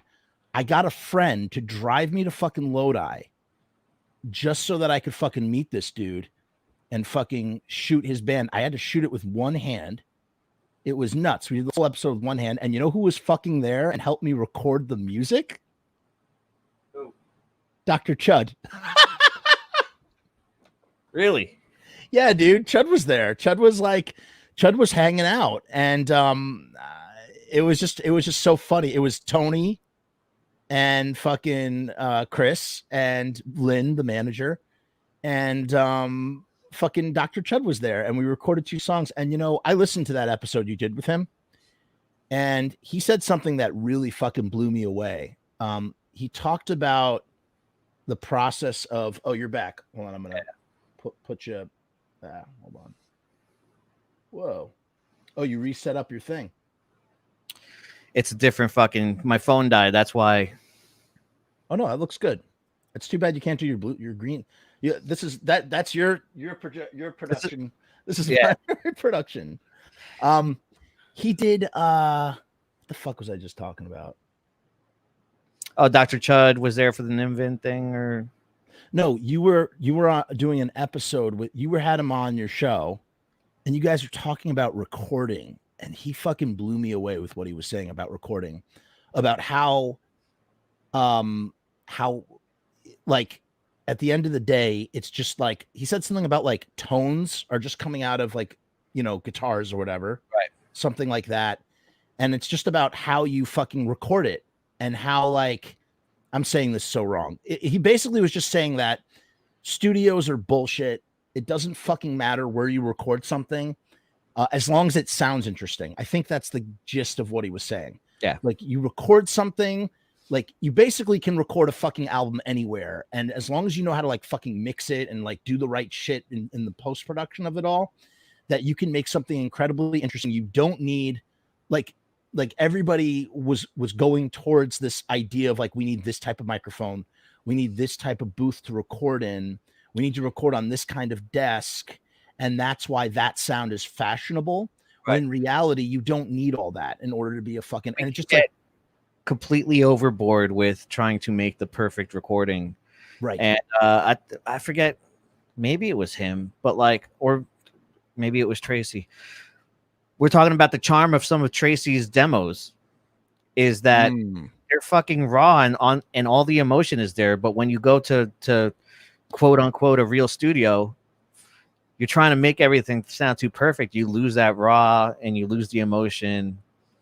There, you lose like I don't know. I don't know what it is. There's a level to the songs when you're in the studio. It's just too clean sometimes.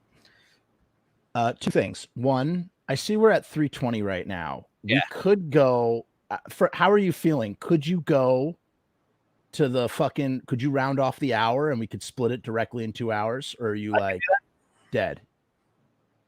Yeah, let's do that. Okay. All right. I just wanted to check with you. We don't even have to cut that out or anything. I just wanted to see where you were at. I'm thinking we're fucking if we're doing a split episode, this will be a mega fucking episode. That's number one. Number two, fucking I have not listened to Tracy's are you talking about the A Gathering of None stuff? Yeah, the original demos. I was gung ho. I wanted to be in A Gathering of None, dude. Really bad, actually. Weren't you in it for a little while? Technically, you could say yes, but like I actually never did anything in it.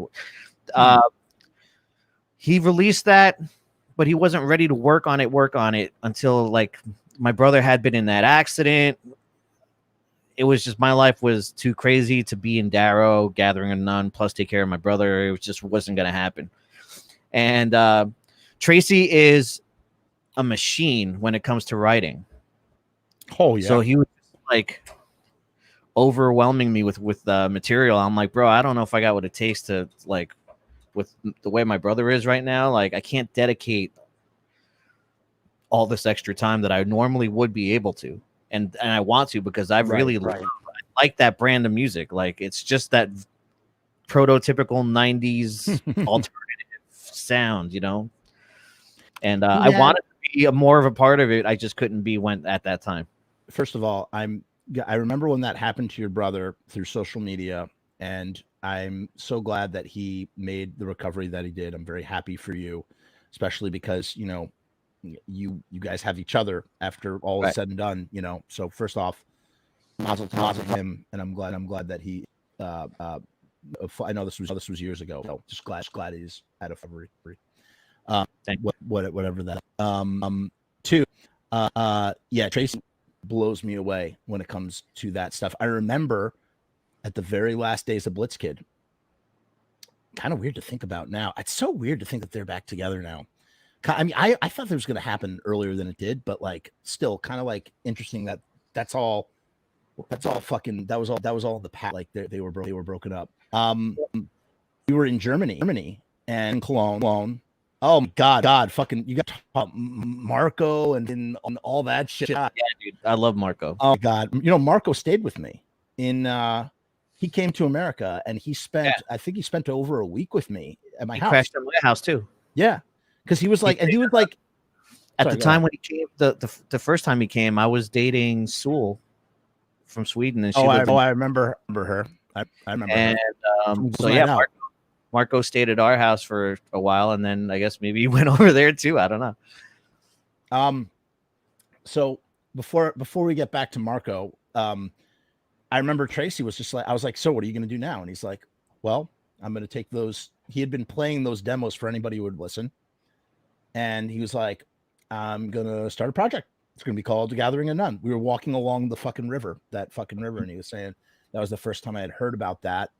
And he knew when Blitzkid was calling it quits, he knew he was going to do that. Like he had that fucking etched in his mind that he was going to do something. Well, and he was leaving Vegora as well. He was leaving both bands. And and I was in the studio. I guess still as of this time, although who knows what they're fucking cooking up now that they're fucking back together. But at the time, I was at what essentially was one of either the last or one of the last Blitzkid recording sessions for those songs with CK5. And I saw Tracy in the studio, just unfucking believable, that guy, the way he would work in the studio. I mean, both of them were fucking crazy. Like just they knew they both had such a fucking image of what they wanted in their mind, and they just set out, and you can see it in the footage, or you won't ever see it in the footage actually. But you know, Tracy, it was so cool. I need a private reading of footage. You come talk to me next time you're up here. I'll show you some cool shit. But it was so cool to watch their creative process and the way they would, you know, I don't know if they were hamming it up for the camera or if this is literally how they work together, but like it'd be like Goolsby and Tracy, and Goolsby would like be like, I want to go like he's like doing like his like he's like doing these hand gestures. It might have been for the camera. I honestly don't know, but like it was just interesting to see how those two fucking just hammered out the stuff. Like they didn't waste any fucking time. I don't know. Searching for a sound. I was hamming it out because I recorded guitar tracks for every song on "Darken Your Doorstep" for Goolsby. Oh, you played guitar on that? Yeah, the whole record. Wow. Okay, gotcha. And the certain songs that I also played solos on, like Goolsby would mouth to me the way he wanted one of the solos to go. Mr. Babadook, the solo for Mr. Babadook. He went, well, I'm thinking it should go like this. And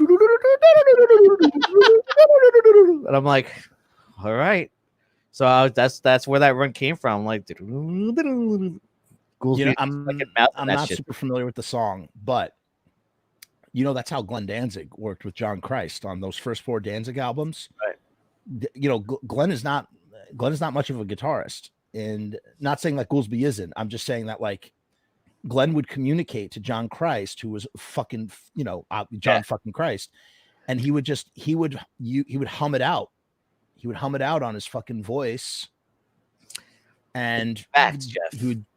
I have a phone recording, a voice recording of Goolsby like, hey dude, check it out. This is kind of how I want the song to go. And he hummed out the whole thing. And I have that little voice recording of him just humming it out. You know, it's funny.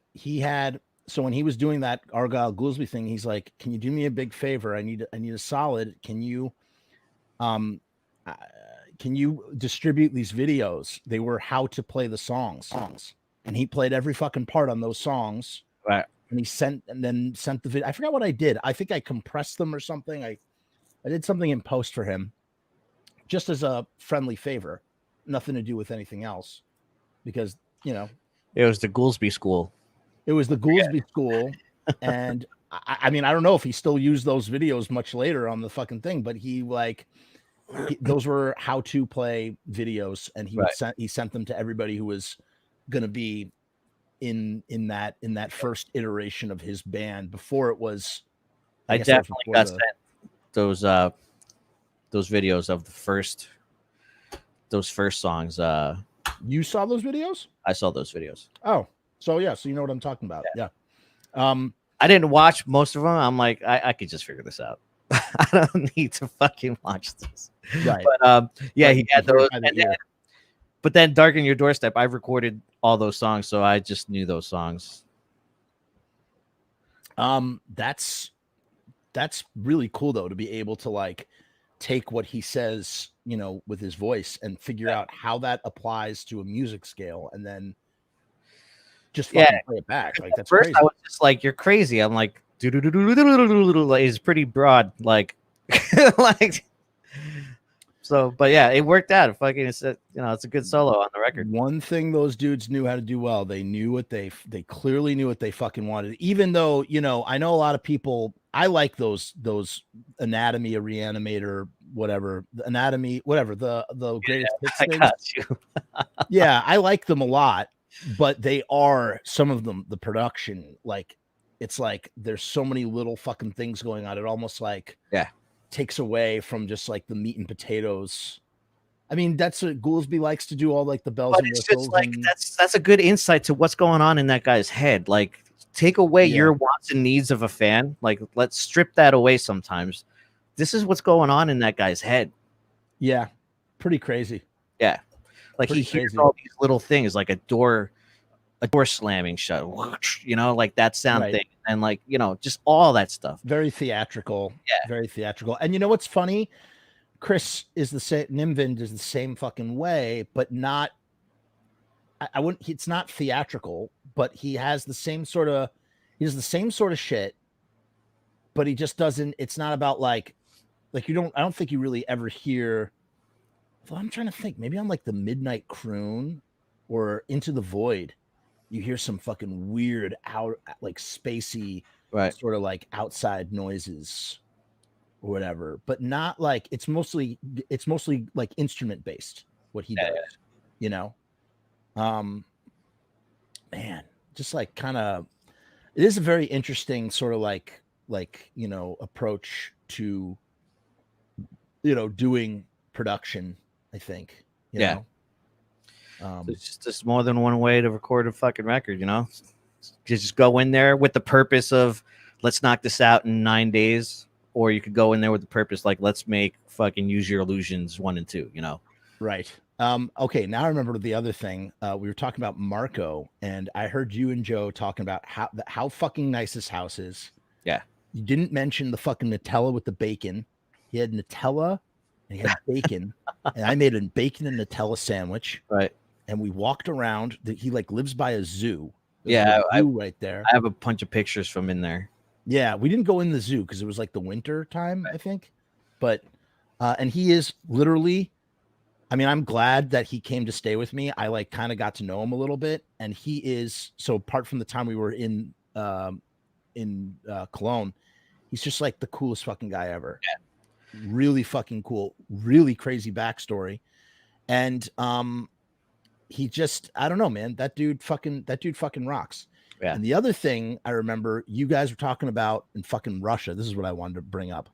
So I heard Joe talking about Russia, and it was so fucking surreal to hear about the fucking Russian experience from a completely different POV. Right. The entire Russia excursion is all on tape. The entire thing. I took just this camera because we could not. So a few things to clarify from what fucking Joe said. Number one, I fucking went with Tracy. I went to the fucking embassy with Tracy to try and get his fucking passport.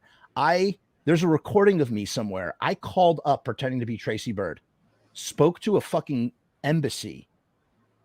Like, and I had to record myself because like this could go in the movie or something. Right. Because I was trying to help out Goolsby, who's trying to fucking get Tracy fucking, it was just like a whole fucking debacle. It was a fucking nightmare. There was a chance that he wouldn't be able to fucking get over there. We might be in breach of contract. There's all sorts of jazz going on. And Russia is super fucking strict when it comes to letting people in. There's also all sorts of fucking rules about like whether you're there for business or whether you're there for pleasure. So that fucking played a whole fucking factor into it. It was $800 to get an expedited passport for fucking Tracy. I put up that money out of my own fucking pocket to help out fucking Goolsby and Tracy in that situation. He still could not get the fucking he still was not able to get the passport. Never happened. Didn't end up happening in New York. But we were in a fucking jam. And if he didn't fucking get his passport, he couldn't come to fucking Russia to play the opening of that tour. So I met Tracy in fucking New York City in the financial district, ran up there. I didn't drive. He came separately from me. I don't know who he was with. He must have been with someone else. I don't remember that part. But I fucking took out $800 cash and gave that to that motherfucker. Right. I got the money back. But it was later, I guess, and then you filled in the blanks, or Joe filled in the blanks. That was eventually Marco who made all that shit fly. And we fucking get there.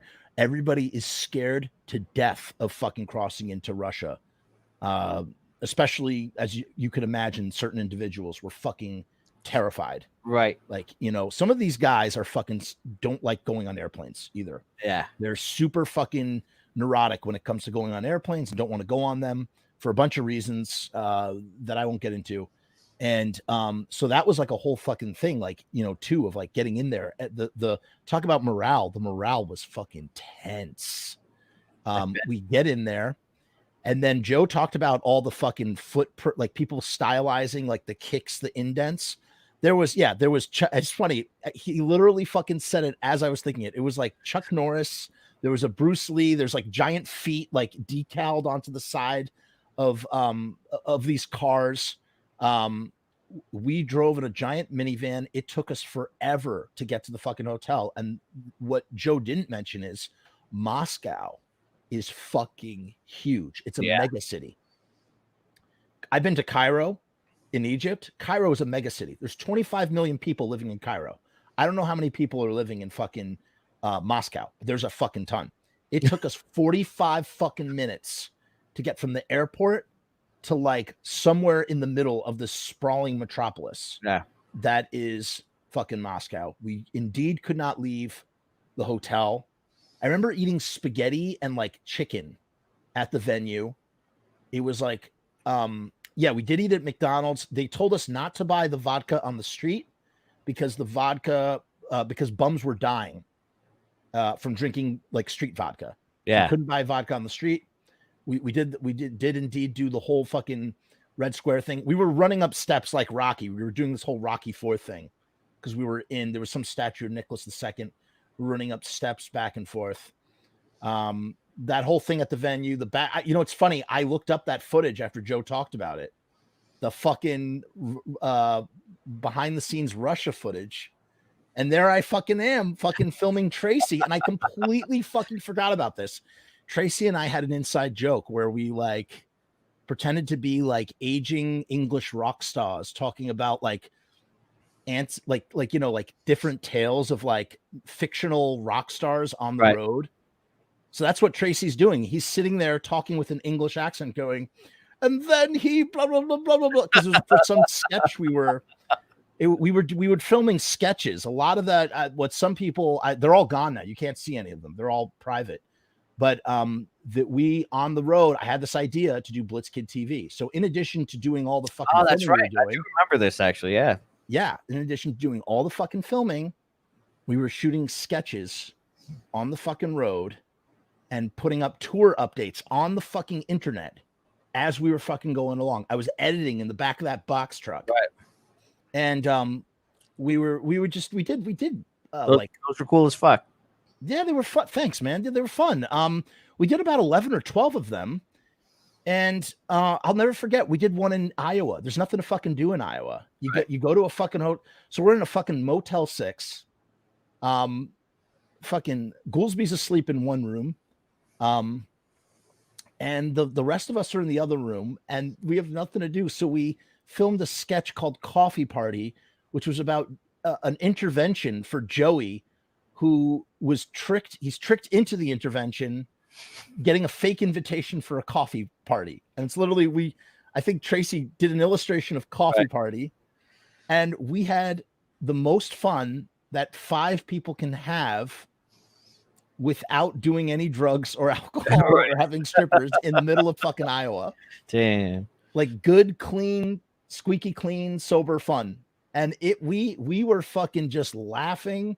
That was one of the funnest times. That was fucking fun as fuck. We filmed another one in we went to Transylvania.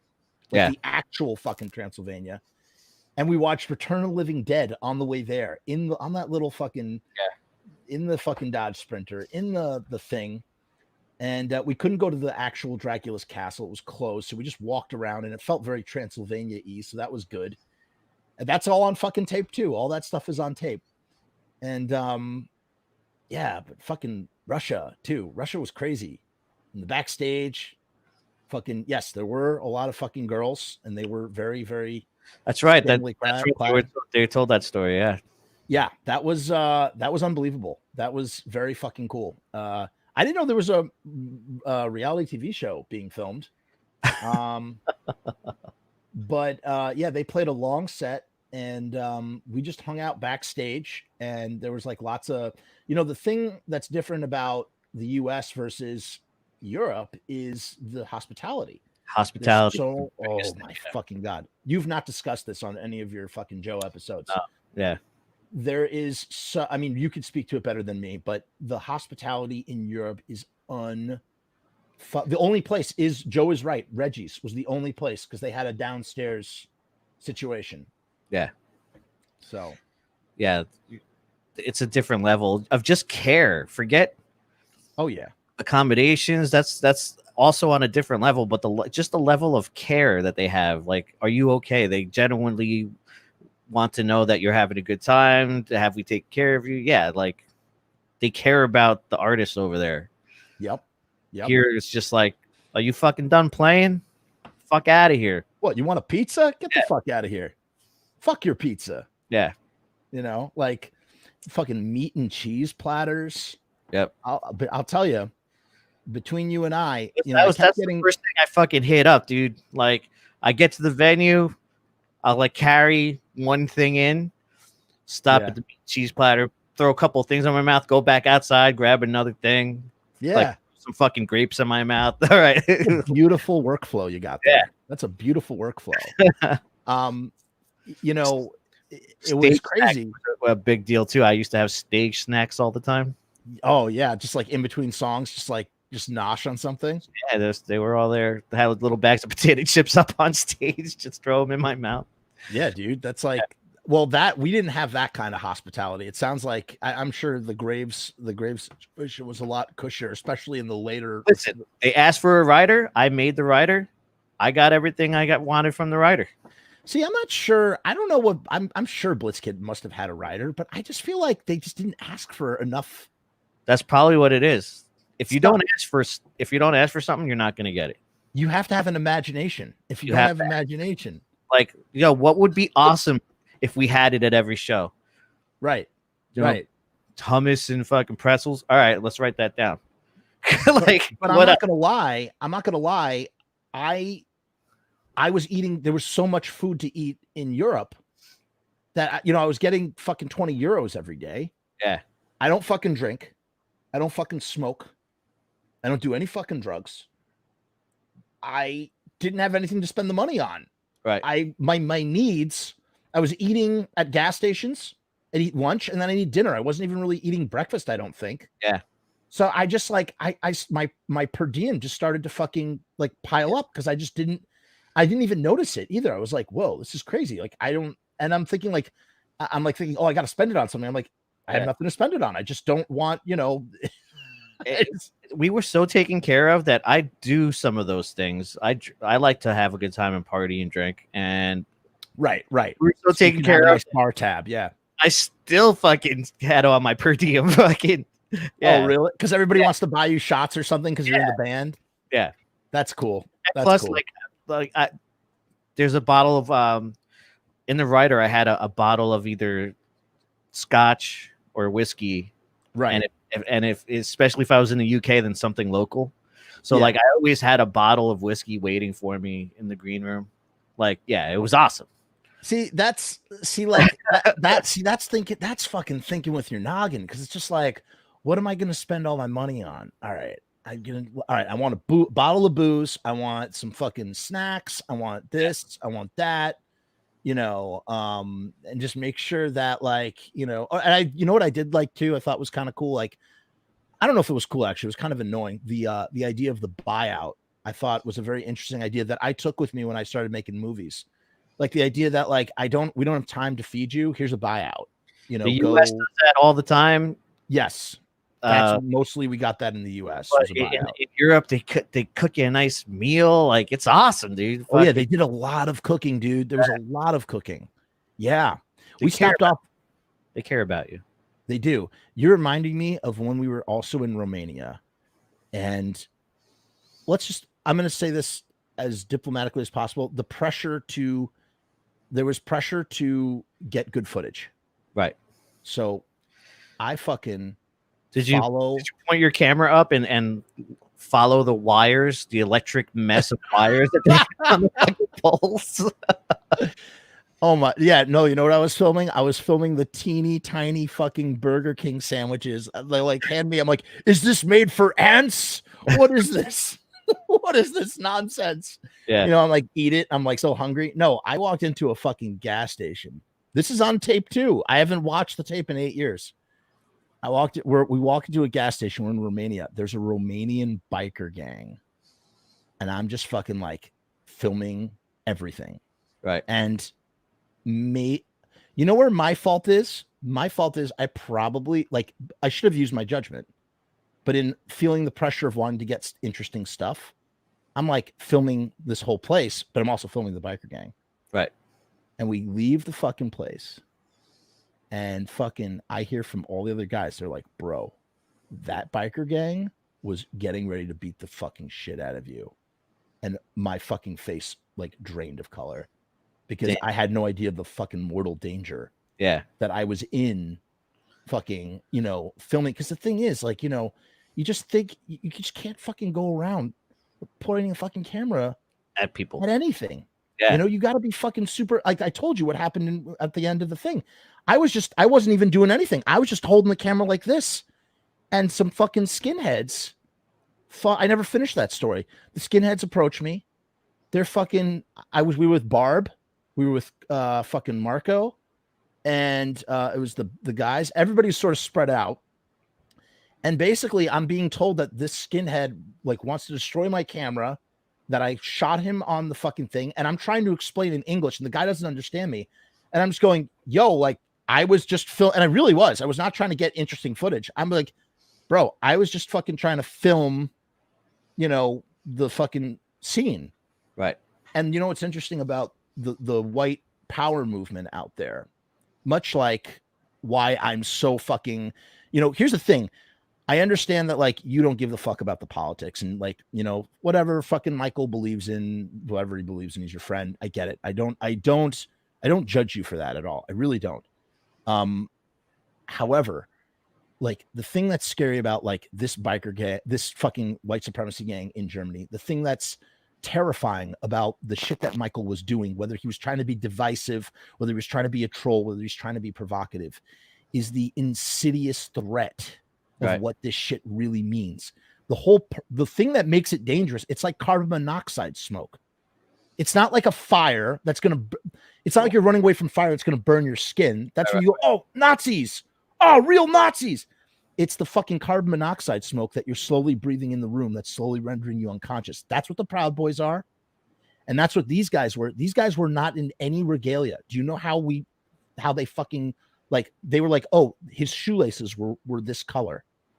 I'm going, get the fuck out of here. He goes, yeah, when the shoelaces were this direction and this color, they're white power people. And we're mad at you, blah, blah, blah, blah. And I'm going, because they were just wearing Adidas tracksuits. They didn't have fucking braces on. They didn't have fucking, they weren't wearing, like, you know, Nat Sherman fucking polos. They weren't wearing, you know, rolled up fucking jeans. They were just a bunch of guys. They did have sort of shaved heads, but it wasn't like down to the fucking dome. It was just like short. And so it's like these things, all of these things are like, they're all bubbling under the surface. And if light is not shed on them, if they're not called out, no matter what the fucking situation is, then it fucking can create, you know, again, like, you know, Michael Graves is in a fucking powerful place. He fucking makes music and people are influenced by that music, you know? And so it's like, maybe it's not just the shit might not be in his music, but if he fucking is on his fucking Radio Deadly or fucking, you know, his Michael Graves show and he's sprouting the shit and got fucking 12-year-old kids listening to him, fuck that noise. And that's where I call shenanigans. That's where I say shenanigans. He's been deplatformed, so oh yeah, there's yeah, for sure. 150,000, fan page base to 2,000. He's not even. He hasn't even hit 2,000 yet. You want to know something? Do you check a little bit? Like you just kind of like peek just to see. The thing about all this is that people love to show me anything that they think is either a diss to me, just like people show Chud and like Chud's aware of everything. Like, just I don't ask for this stuff. I don't like. I prefer not to see it because the more I don't see it, the more I don't have to fucking. Fair enough. Yeah, you know what I mean. But like people love showing me, so yeah, that's why I know the things that I know because people just can't help themselves but to show me what happened. There are some groups out there, like there's this one Danzig group and they fucking hate Michael Graves. Hate him. And they make fucking memes about him all fucking day.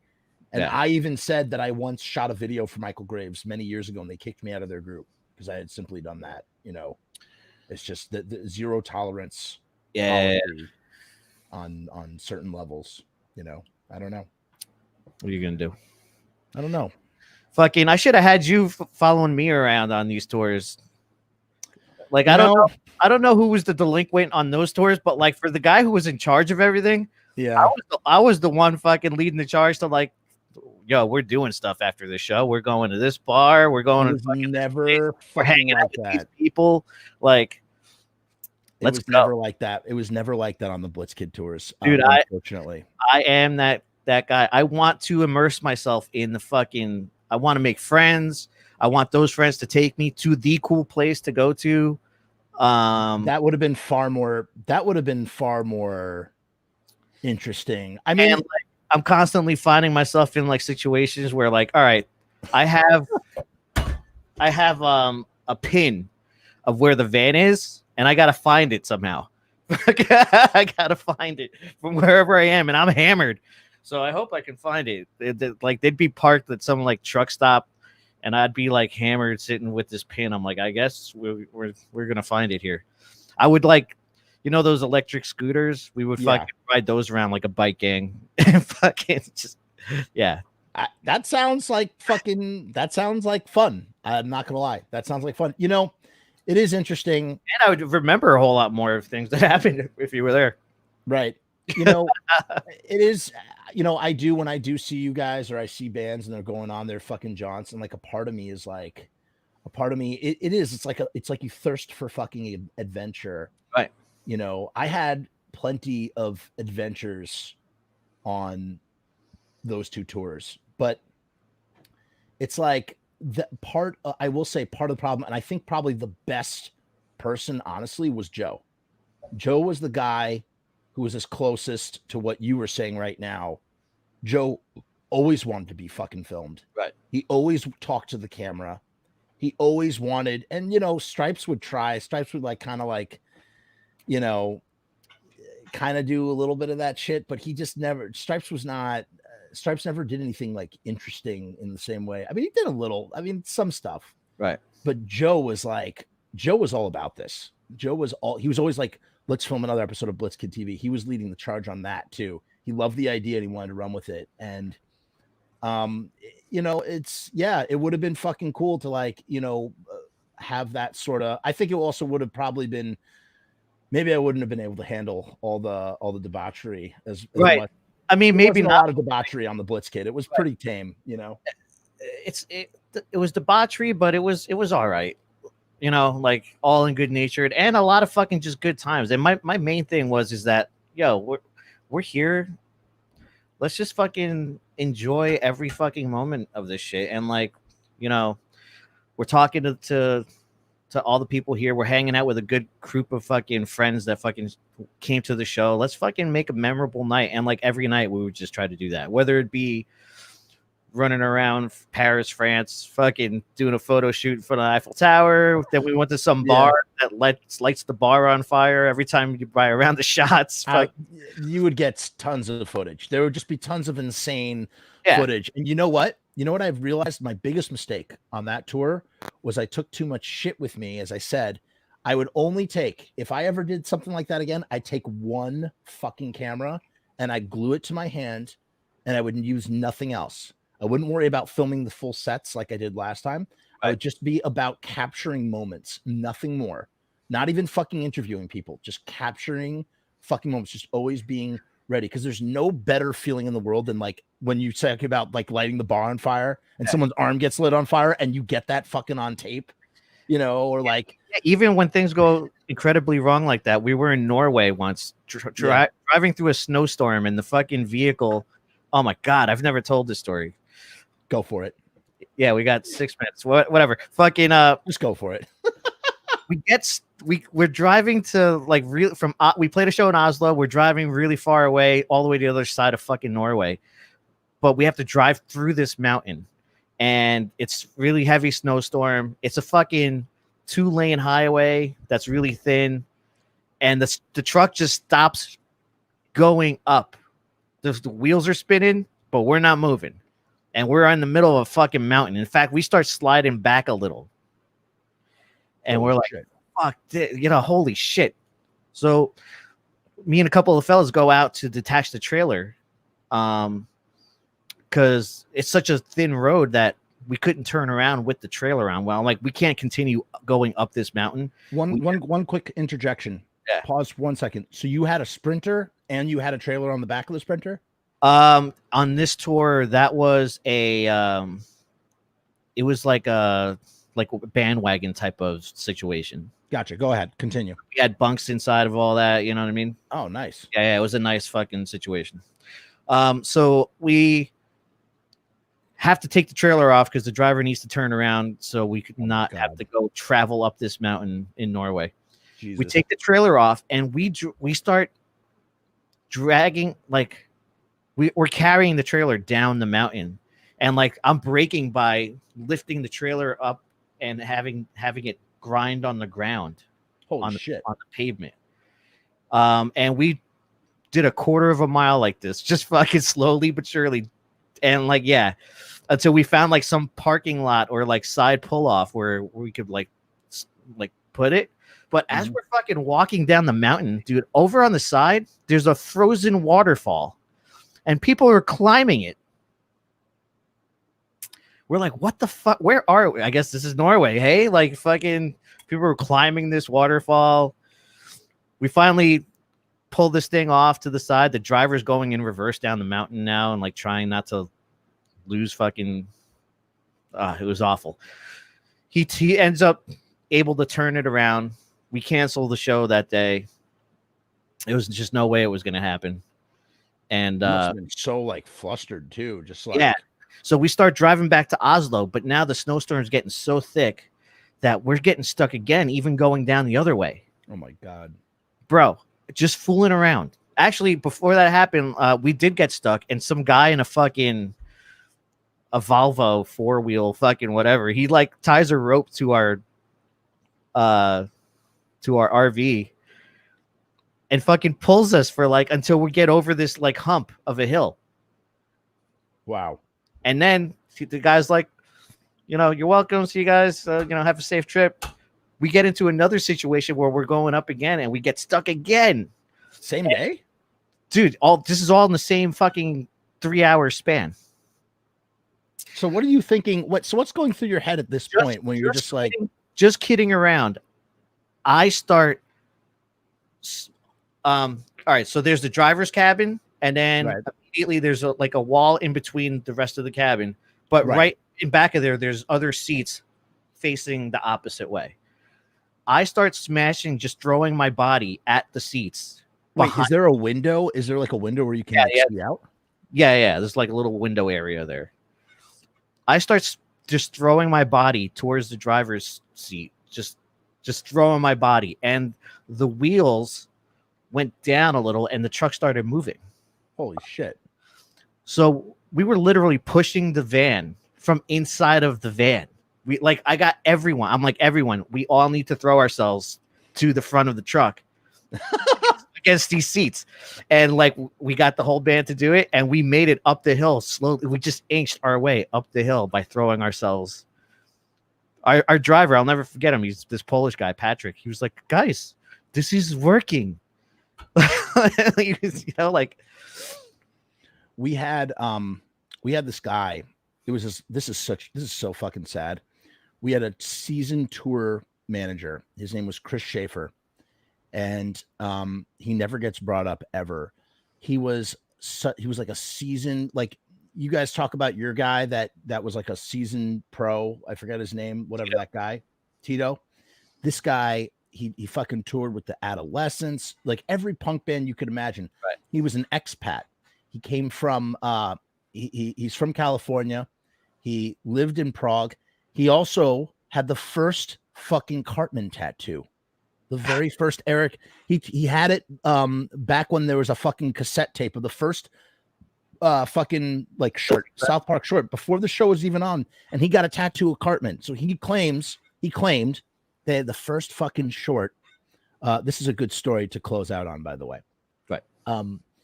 He was the only dude he was the first dude to ever have a Cartman tattoo. So he claimed, and he was incredibly knowledgeable about history, and there's just fucking tons and tons of him just talking about history and shit as he took us from this place to that place and yada yada yada. We went to Budweiss in Czech Republic, and where Budweiser's made, and he told us all about that. And we went to Slovakia. We went to the Nosferatu castle from, Goolsby's like cherished Nosferatu, and fucking, Chris is telling us about that or whatever. I'm sort of embellishing here. He just told us about a bunch of shit. And on the last Blitzkid show in Dusseldorf, I think it was Dusseldorf, he did his interview and he showed me his tattoo, and I never knew he had it. I don't know if it was during the interview. He showed us he had another tattoo, and it was the Grim fucking Reaper. And on the fucking tattoo it said "Tour's over," and he had gotten it to symbolize how at the end of every fucking tour, like, whatever, tour's over, that's it. Right. And like I said, this guy was like, he's like that guy from like Wayne's World 2, the fucking professional roadie. Like he had just been with everybody. He knew fucking everything. He was the guy who said to me about like, oh, don't worry about Kim Neckerman acting that way. You don't know what was going on. He was the dude who had that like POV, that like really sort of, and he slept in the fucking Sprinter to make sure it wouldn't get stolen when we would go into hostels, just all this stuff. And he was just like he was just a fucking salt of the fucking earth guy, old punker. And Blitzkid was his last tour. He died. Yeah, I heard. I remember other people talking about this guy and how beloved he was. He was really cool guy, and he died. Yeah, he died. It was his last fucking tour, and he fucking died he died right after. And all I could ever think about was his tattoo. The fucking Grim Reaper, and it said "Tour's over," and him explaining it, and he's literally explaining it on his last tour. Fucking after this grizzly fucking veteran of the road who had just been on every conceivable situation you could imagine, and worked with all these fucking people and been all over fucking Europe and just every fucking where. And it turns out Blitzkid was going to be his last band, and Dusseldorf was the last Blitzkid show was his last show. And I don't know, it's very interesting, and there's just a lot of, he lives on those tapes. And I never saw him again. I think he died a few months. It was like a few months afterwards, but I always try to talk to him whenever I talk about this stuff, because I just want to keep his memory alive. He's a great guy. And fucking A, Chris. Yeah. Great fucking tour manager. Tour's over. Isn't that, I always find that's weird. After someone dies, like you in your own head or on social media, you eulogize them like immediately after it. But like, it's important to keep bringing those things back up, because that's their lasting legacy or memories or whatever. Like sometimes you just fucking mention someone right after they pass, and then life goes on, like it's kind of fucked up. That's like what, and it's funny. The 2 days ago, I think it was, I hadn't listened to this since I recorded it 8 years ago. I listened to Jason Trioxin's interview that I had done with him. I've done 2 interviews with him. Right. And, it's just interesting to think that like that guy, like, even though he's not around, like that, all this fucking stuff is on this tape, and that like his essence is there. And I shared a couple screenshots and like little video clips of it, just like in that group. Again, I'm not a part of that in any way, shape, or form. I just want to put that out there. Right. I'm just saying, you know, I just like felt I really, my heart goes out to his fucking family, and I just felt really bummed about that whole situation. And I'm glad that he lives on that tape and on that footage. Yeah. And that, you know, it's just all still there. And, you know, who would have fucking thought? Who would have fucking thought that that would be the only, I mean, I guess that's the only Jason Trioxin interview, like in that sort of way. He didn't do any other interviews that I know of. I don't think he has. Right. It's just interesting that exists. And yeah, I don't know. Well, buddy, it's been a fucking pleasure. It's been a pleasure talking to you. Dude, we fucking made it to the. I was filibust. I was honestly waiting this whole time. I was like, when is Loki gonna give me the fucking? All right, we've been talking for this many fucking hours, and you just didn't fucking say it. So I was like, all right, I'm just gonna keep talking. It was all interesting stuff. So I'm glad to hear that, man. This was a lot of fucking fun. This is gonna be great. We'll split it up. Like I said, if we made it to the end, fucking cut it in half. What to be continued on the other side, and yeah, that's it. Fucking A. I'm gonna end this broadcast. Me too.